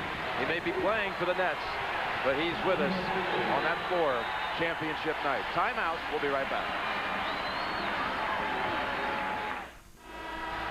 It's been over a year since a team shot 50% from the field for a game against Utah. And look at that, 70% the second half. Kentucky is over 50%. Rebounds now, Kentucky doing a much better job here in the second half, evening things off. We're in a 1-on-1 on both sides. Each team with 2 full timeouts, and that arrow which proved so critical in the Stanford-Kentucky game Saturday, the arrow belongs to Utah at the moment. Jim, expect Utah to go inside now with Nazr Mohammed and McClure both out of there. Doliak with these 2 timeouts, probably fresh enough to handle the ball in the low post. Shepard, that rattles out, and a hold going to be called on Jensen of Utah. Padgett to the line for a 1-and-1. Now, with Jensen, Medela, and Doliak in there, Utah should have a rebounding advantage, but Tubby Smith loves to go with this quick team in the latter stage of the game. Makes for a very tough matchup for Utah, having a big team out there against Kentucky's quick team. Now, here's Tubby going to substitute a defensive player just for the defensive sets. Mills goes out. He brings in McClure to be the defender down on the other end. Nice move by Tubby Smith. 1-and-1 for Scott Padgett. Called it the happiest day of his life when Rick Pitino called and offered him a scholarship. You know, Jim, Tubby, not surprising he's making these moves. He's taken 3 different teams to the NCAA tournament in the last 5 years. Tulsa, Georgia, and Kentucky. He knows what he's doing. Linda and Wilbur Padgett applaud their son's 2 made free throws. Back to a 4-point Kentucky advantage. See how successful that move was as it puts Doliak with McClure down. There's a switch now, so Padgett is on Doliak. And Miller blows by Evans. Too strong on the layup. Well, they've had some shots close in that they haven't been able to convert. Well, that quick Kentucky team really got to the glass well on that play. Setting a double high screen. Here comes Shepard out. That's Miller. 4 on Miller. And he went for the steal. It cost him. Let's check out the CBS Sportsline stat of the game. Bench points. Kentucky with 23. That includes the efforts of Mills with 8 and Evans with 8. For a complete wrap-up of the men's college basketball tournament, go to the keyword CBS Sports Line on America Online. 21 Turner. Huge MVP of the South region, MVP of the SEC tournament. Young man's had a great 3 weeks. Mills, whose 2 big jump shots really set this comeback alive.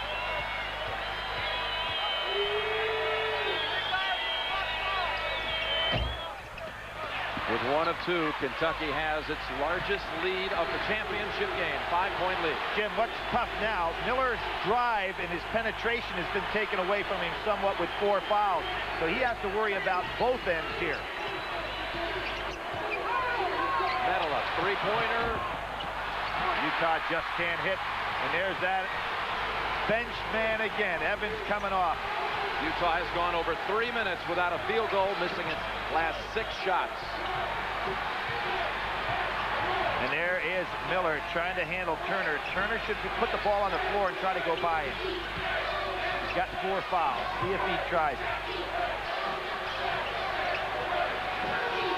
There he goes. Medela picks him up. Medela rejects. That was a good switch. Shepard, 2 on the shot clock, has to take it. And Hansen underneath.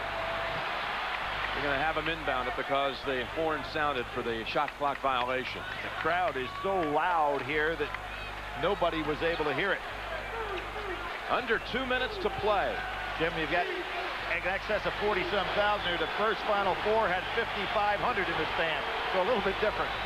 And we could have had a lot more that just, that's all you can squeeze into here. Padgett on the switch. Up high, tough pass. And still Utah will keep it. Huge possession here for the Utes.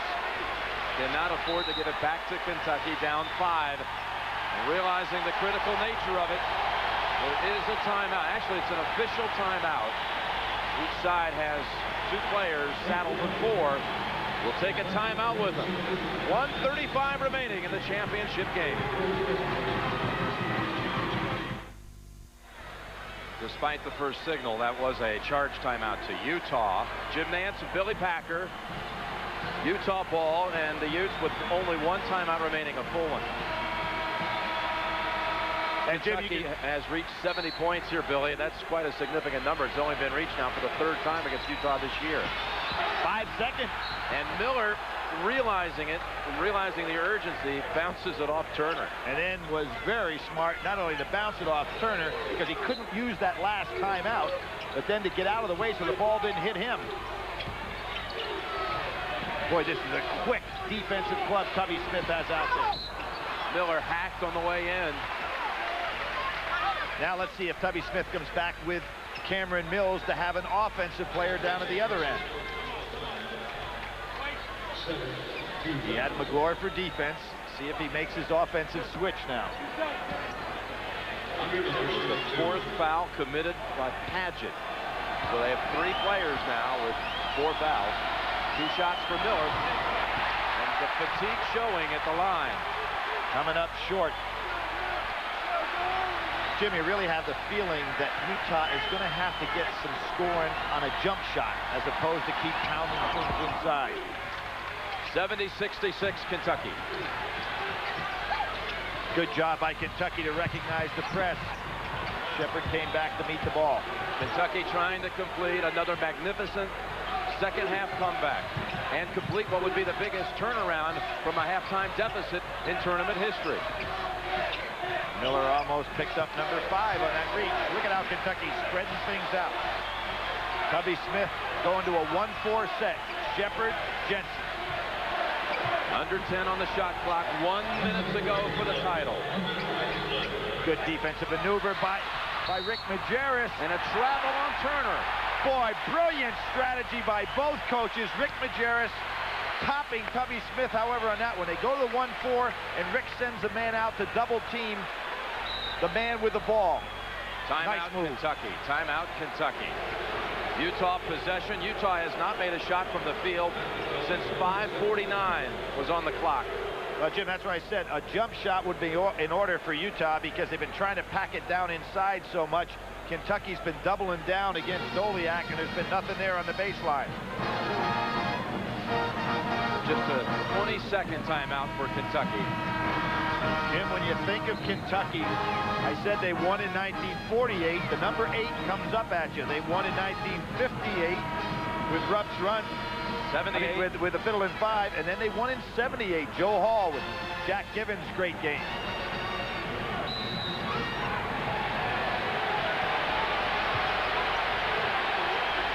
Is there a jump shooter in the house? Kentucky goes to his zone.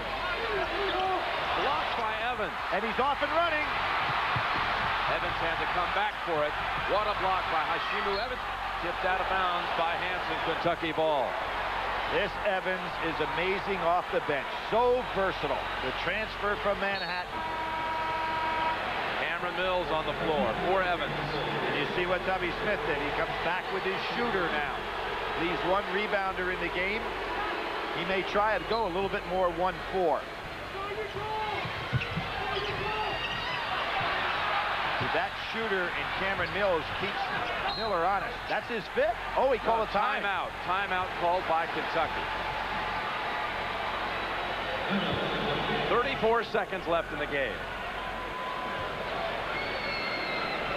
70-66. Cats.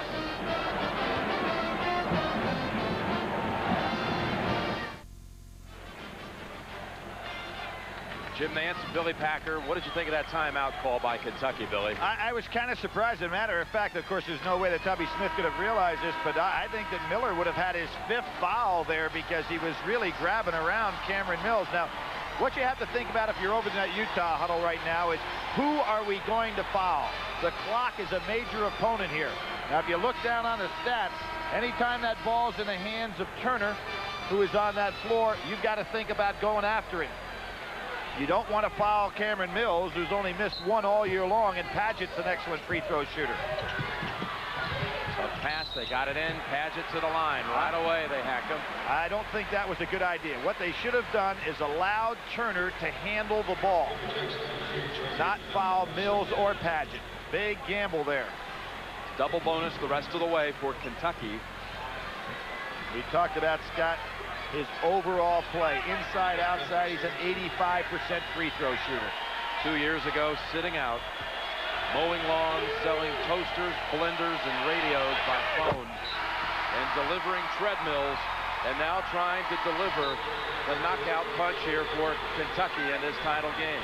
There's Tubby Smith brilliantly, just as he has this entire tournament, weaving this substitution pattern. You notice he's kept McGlure in the game so that he has some presence on the boards. But it's been Evans for defense, Mills for offense.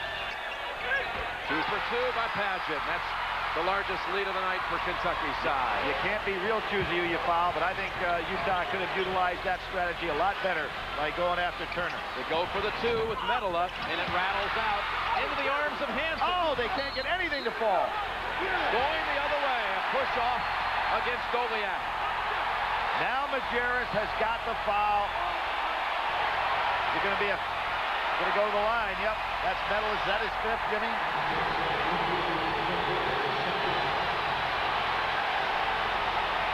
That was called on Doliak. Oh, okay.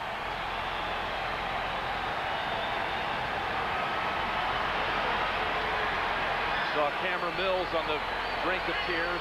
Unbelievable. He can't imagine anything like this. His last game ever to play for Kentucky. As a walk-on in the program, as you mentioned earlier, his dad played for the legendary Adolph Rupp. Can you imagine growing up in Kentucky and playing your last game for the national championship? Kentucky born and bred. A Wildcat all the way through, and he said that no matter the outcome, it would end up in tears for him when the final gun sounded, knowing he would never don that uniform again. The same uniform number once worn by his father. Hashimu Evans' mother relieved at the first free throw. His mom is Eleanor. She drives from the Bronx to Kentucky to watch him play. Final 20 seconds. Miller, long on the three. Shepard the rebound. Turner ahead, and forget about it. Kentucky's on the way to the title. 48, 58, 78, and 98. Three-pointer by Jensen. Utah wanted the timeout, and they hacked Shepard. What happened in 68? A guy by the name of Wooden. That's right. And he's here tonight. The Wizard is always a welcome sight. Well, there is Coach Wooden. 10 national championships. Jeff Shepard, we talk about players in their uniform for the last time, and this is it for Shepard. What a career he had. And Jim, you remember the team that played against Coach Wooden in the very last game he coached, the Kentucky Wildcats. Biggest comeback from a halftime deficit pulled off by Kentucky tonight, breaking the Loyola record. They were down 10 at halftime. That's the all-time mark. The comeback Cats cannot be denied. Kentucky wins the championship.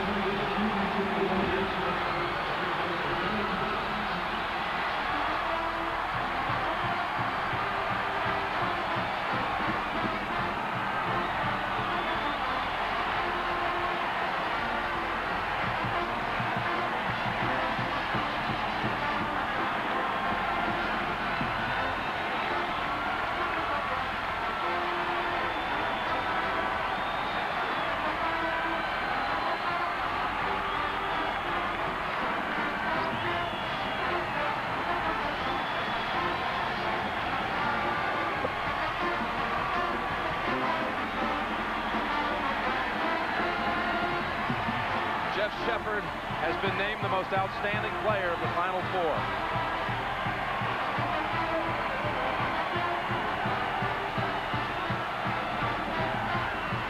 A great journey for Utah, but Kentucky showed second-half heroics against Duke, back from 17 down against the Devils, exercising that haunting loss of 92, back from 10 down in the second half to Stanford. They were down 12 tonight in the second half against Utah.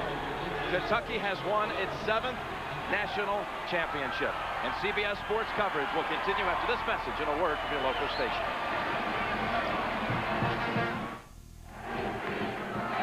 Welcome back to San Antonio, where we have had a marvelous finale to a marvelous tournament. Kentucky, a 78-69 winner over Utah, and the winners are with Jim Nantz and Billy Packer. Jim. Second half comeback again, a 47-28 difference in the second half. What adjustments did you make at halftime, Tubby?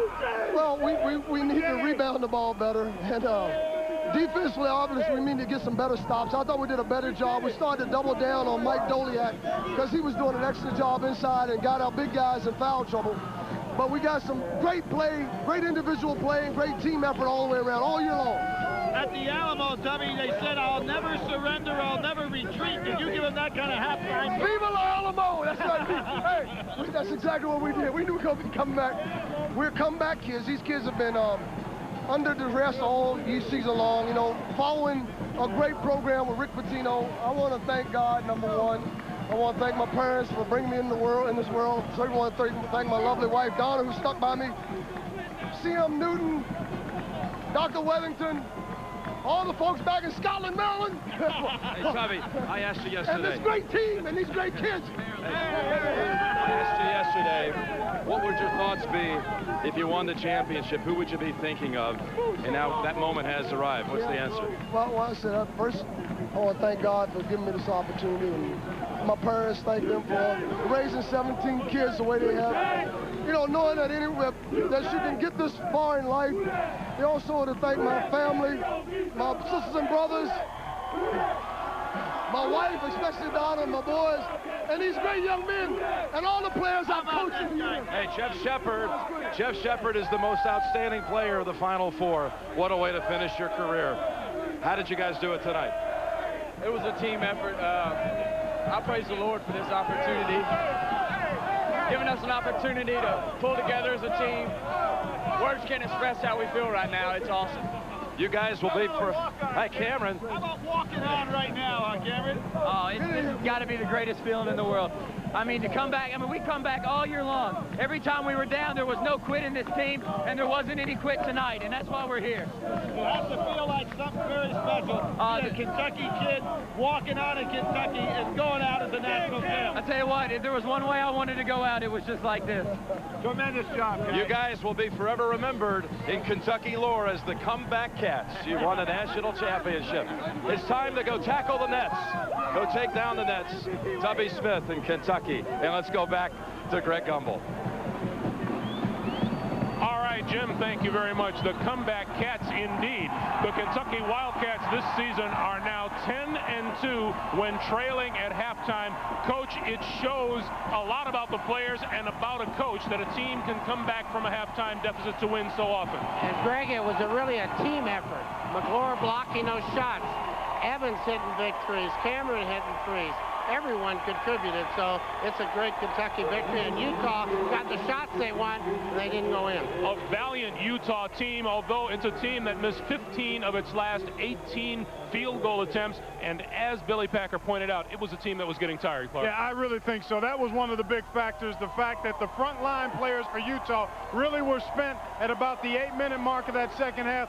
Big three-point shooting, great effort on both boards in the second half by Kentucky, and tremendous play from their bench tonight. All right, let's make note of tonight's Chevrolet players of the game. They are Michael Doliak of Utah and Scott Padgett of Kentucky. Doliak, 15 points and 10 rebounds in a heroic effort. Padgett, 17 points on 6 of 11. He also grabbed 5 rebounds. We'll take a timeout here. We will come back with the trophy presentation as we continue from San Antonio in just a moment.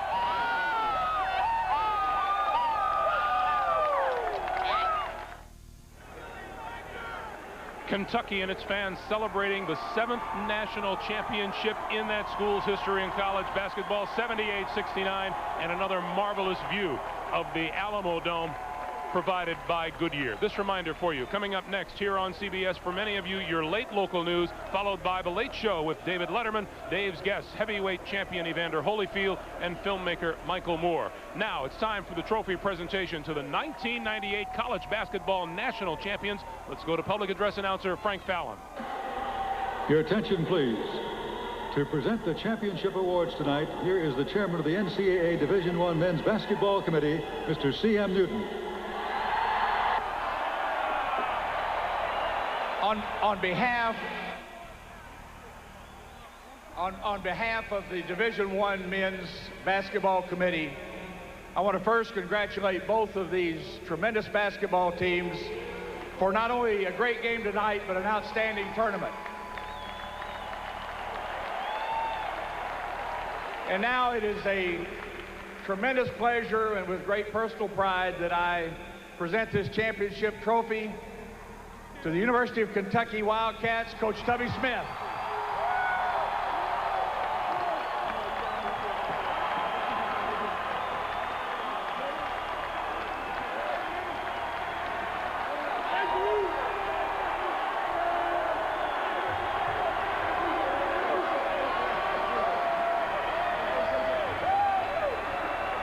First, I want to thank God for giving me this opportunity. I want to thank these wonderful young men who really dedicated themselves and have really earned the right to be called national champions. I want to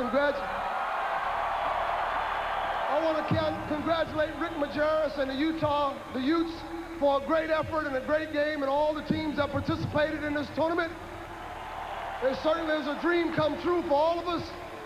I also want to thank Dr. Wethington and Coach Newton for giving me this opportunity to coach such a wonderful group of young men and a great team. I want to thank our great fans, the #1 fans in the world.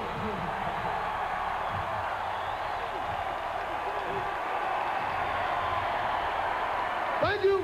Good night.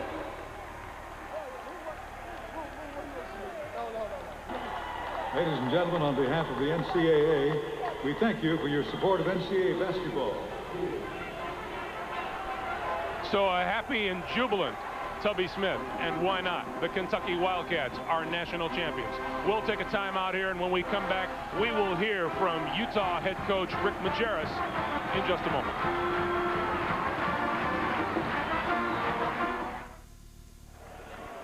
Back in the Alamo Dome, Kentucky has beaten Utah, and it's an old story.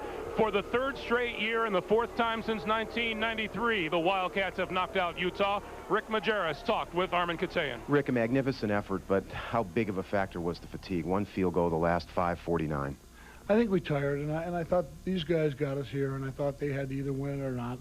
I probably should have played the bench a little bit more. I think that Lombardi has the most apropos quote, you know, fatigue makes, and coward is certainly not a word for our team, but you know, I think fatigue factored into it. And what about the play of Mills and Evans off the bench? Well, Evans hit those shots. I mean, you know, we kind of, you know, we weren't. Mills hit the shots too.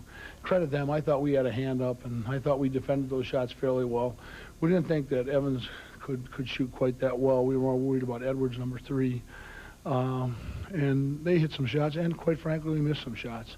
You know, Doliak has those shots inside, and we don't make our 3 throws. Andre has that 2 layups, the one on the end out where he ducks in, and then Hano has the wide open look at a 3, and he hits the side of the backboard. And I credit Kentucky. I congratulate them. They're a deserving champ. They played a terrific game, and we threw our best defensively at them, and they scored on it. So I'm so proud of my kids, and very happy to have participated in this tournament. It was a wonderful experience, and I don't think I have a fallback, you know, goal here to be number 2. So, you know, I'm sure we'll feel bad for quite a while, but you know, we were beaten by the better team tonight, and our hats go off to them. One last thing, Rick. Do you stay in Utah? I know it's a tough question at a time like this. Yeah, I'm going there tomorrow. Thanks a lot, Rick. Appreciate it. Rick Majerus and the Utah Utes. Remember the Alamo? Well, here in San Antonio, they'll remember Kentucky and Utah for a long time to come. This tournament has been one shining moment from top to bottom. We'll be back to that when we return to San Antonio in just a moment. Once again, the Alamo Dome here in San Antonio, all a-glitter, as is the University of Kentucky. 78-69 winners over Utah. Coming up next for many of you, your late local news, followed by Late Show with David Letterman. And Dave's guests tonight include heavyweight champion Evander Holyfield and filmmaker Michael Moore. A reminder for you, this weekend, CBS Sports brings you NASCAR's Best, starting Saturday at 2 p.m. Eastern Time with the Coca-Cola 300 Grand National Race, followed at 5 by the CBS Sports Spectacular, a salute to NASCAR's 50th anniversary. Sunday at 2 p.m. Eastern, the Winston Cup's brightest stars compete in the Texas 500, and then in 2 weeks, golf's most prestigious event, the Masters. Our coverage begins Thursday and Friday, April 9th and 10th, with late-night highlights at 11:35 p.m. Eastern Time, followed by third-round coverage Saturday at 3:30 p.m. Eastern, and then on Sunday, final round coverage gets underway at 4 o'clock Eastern Time. Once again, joined by Dean Smith and Clark Kellogg. You know, we have very little to complain about with this tournament from top to bottom, Coach. 3 weeks ago, 64 teams started, 63 end their seasons with a loss, and they had great years. There's only one champion the way it's determined on the court, and Kentucky is that champion. It has been a really great pleasure to have you here with us. Thank you so much for joining us. Thank you for helping the rookie out. Well, I tell you what, when this thing started, we knew it would be a wild ride, but we couldn't have anticipated the excitement from tip to trophy that we've experienced. And to all the competitors, certainly Kentucky showed the heart of the champion, but clearly every team and all the participants and coaches showed the heart of champions as well. Well, with the cries of SEC surrounding us, it is only fitting to note at Lexington, the list is legendary. Adolph Rupp, Joe B. Hall, Rick Pitino, and now Tubby, the latest in the line of big winners at Kentucky. We congratulate Coach Tubby Smith and his scrappy, confident, persistent Wildcats who played Tubby ball all the way to the top. Our nod also to Utah and to Coach Rick Majerus and their uncompromising efforts as athletes and, as we learned, as scholars. After a march of 64 teams and 63 games, we can now look back on a tournament that affirmed the special flavor and wonder of the college game. For Clark Kellogg and Dean Smith, and for all of us at CBS Sports, I'm Greg Gumbel. This tournament has been a treasure, one bright, shining moment after another, and we've enjoyed bringing them to you. Good night, everyone, from San Antonio.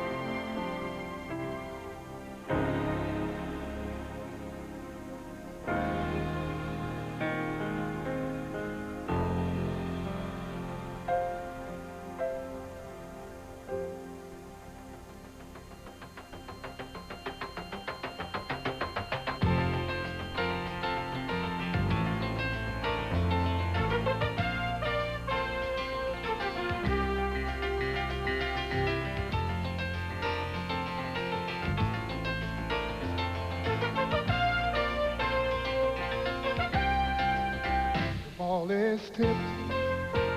There you are. You're running for your life. You're a shooting star. All those years, no one knows just how hard you worked. But now it shows that one shining moment you reached deep inside. In one shining moment you knew you were alive. Feel the beat of your heart, feel the wind in your face. It's more than a contest, it's more than a race.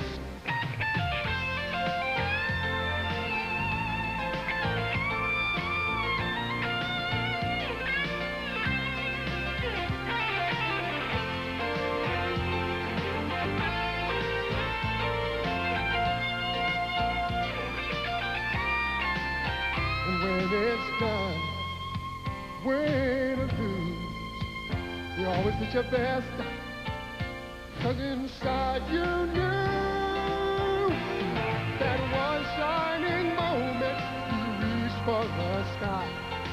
One shining moment you knew. One shining moment you're willing to try. One shining moment you knew.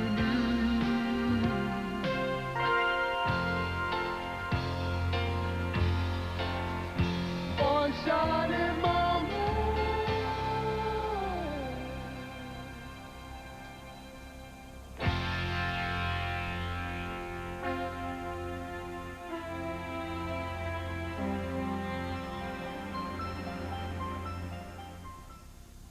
This May, CBS presents 28 nights of special events, including The Last Dawn 2, from the author of Love Story, Only Love, Jamie Lee Curtis in the world premiere movie Nicholas's Gift, plus a touching tribute from the one who knew him best. Cher remembers Sonny, the first Touched by an Angel movie, the wedding of the year on The Nanny, and the primetime special CBS The First 50 Years. Don't miss a minute of May on CBS. What a hand given this team. It's a night for celebration for Wildcat fans as they claim the title of #1. From your news and information leader, this is the News Channel 5 Late Report. Good evening, everyone. I'm Chris Clark. Amy Marcellus has the night out. Our top story tonight, it's what a basketball team works all year long for. A shot at the NCAA championships. And tonight, two teams made that wish come true. The Kentucky Wildcats and the Utah Utes squared off, and like everybody else, our sports director, Hope Hines, glued to that TV set. It was a terrific game. It was a night of crowning achievement for a team that you got to call a comeback team all year long for. Tubby Smith, Chris, the first-year head coach from the University of Georgia, who came in behind Rick Pitino when Rick Pitino took most of the big guys on to the next level, and he was left depleted, at least in that standpoint. And take a look here, you'll see Jeff Shepard named the tournament most valuable player. They win at 78-69, and by the way, they were down 10 points at the half, and they make the greatest halftime comeback in the history of the NCAA Men's Championship tonight as they come back to win. Big men in trouble in the second half, but hey, they just kept applying the pressure. Rick Majerus and his basketball team, what a job they did just to get here. Most people didn't think either one of these teams probably would get this far. You know, Kansas was out early, Arizona was out, Duke and North Carolina and Kentucky and Utah wound up here in the championship game. But on back-to-back nights of national champions, let's pay tribute to the Southeastern Conference. Hey, we own it all, or the Southeastern Conference does. The women won it on Sunday. Kentucky wins it tonight. That is the Tennessee women. Kentucky wins it tonight. Basketball. This used to be an SEC conference known for football. Basketball is now in. Move over football. It's great, and we'll have more on the Lady Vols and Kentucky later in sports. Let me bring you up on the Lady Vols right now, okay?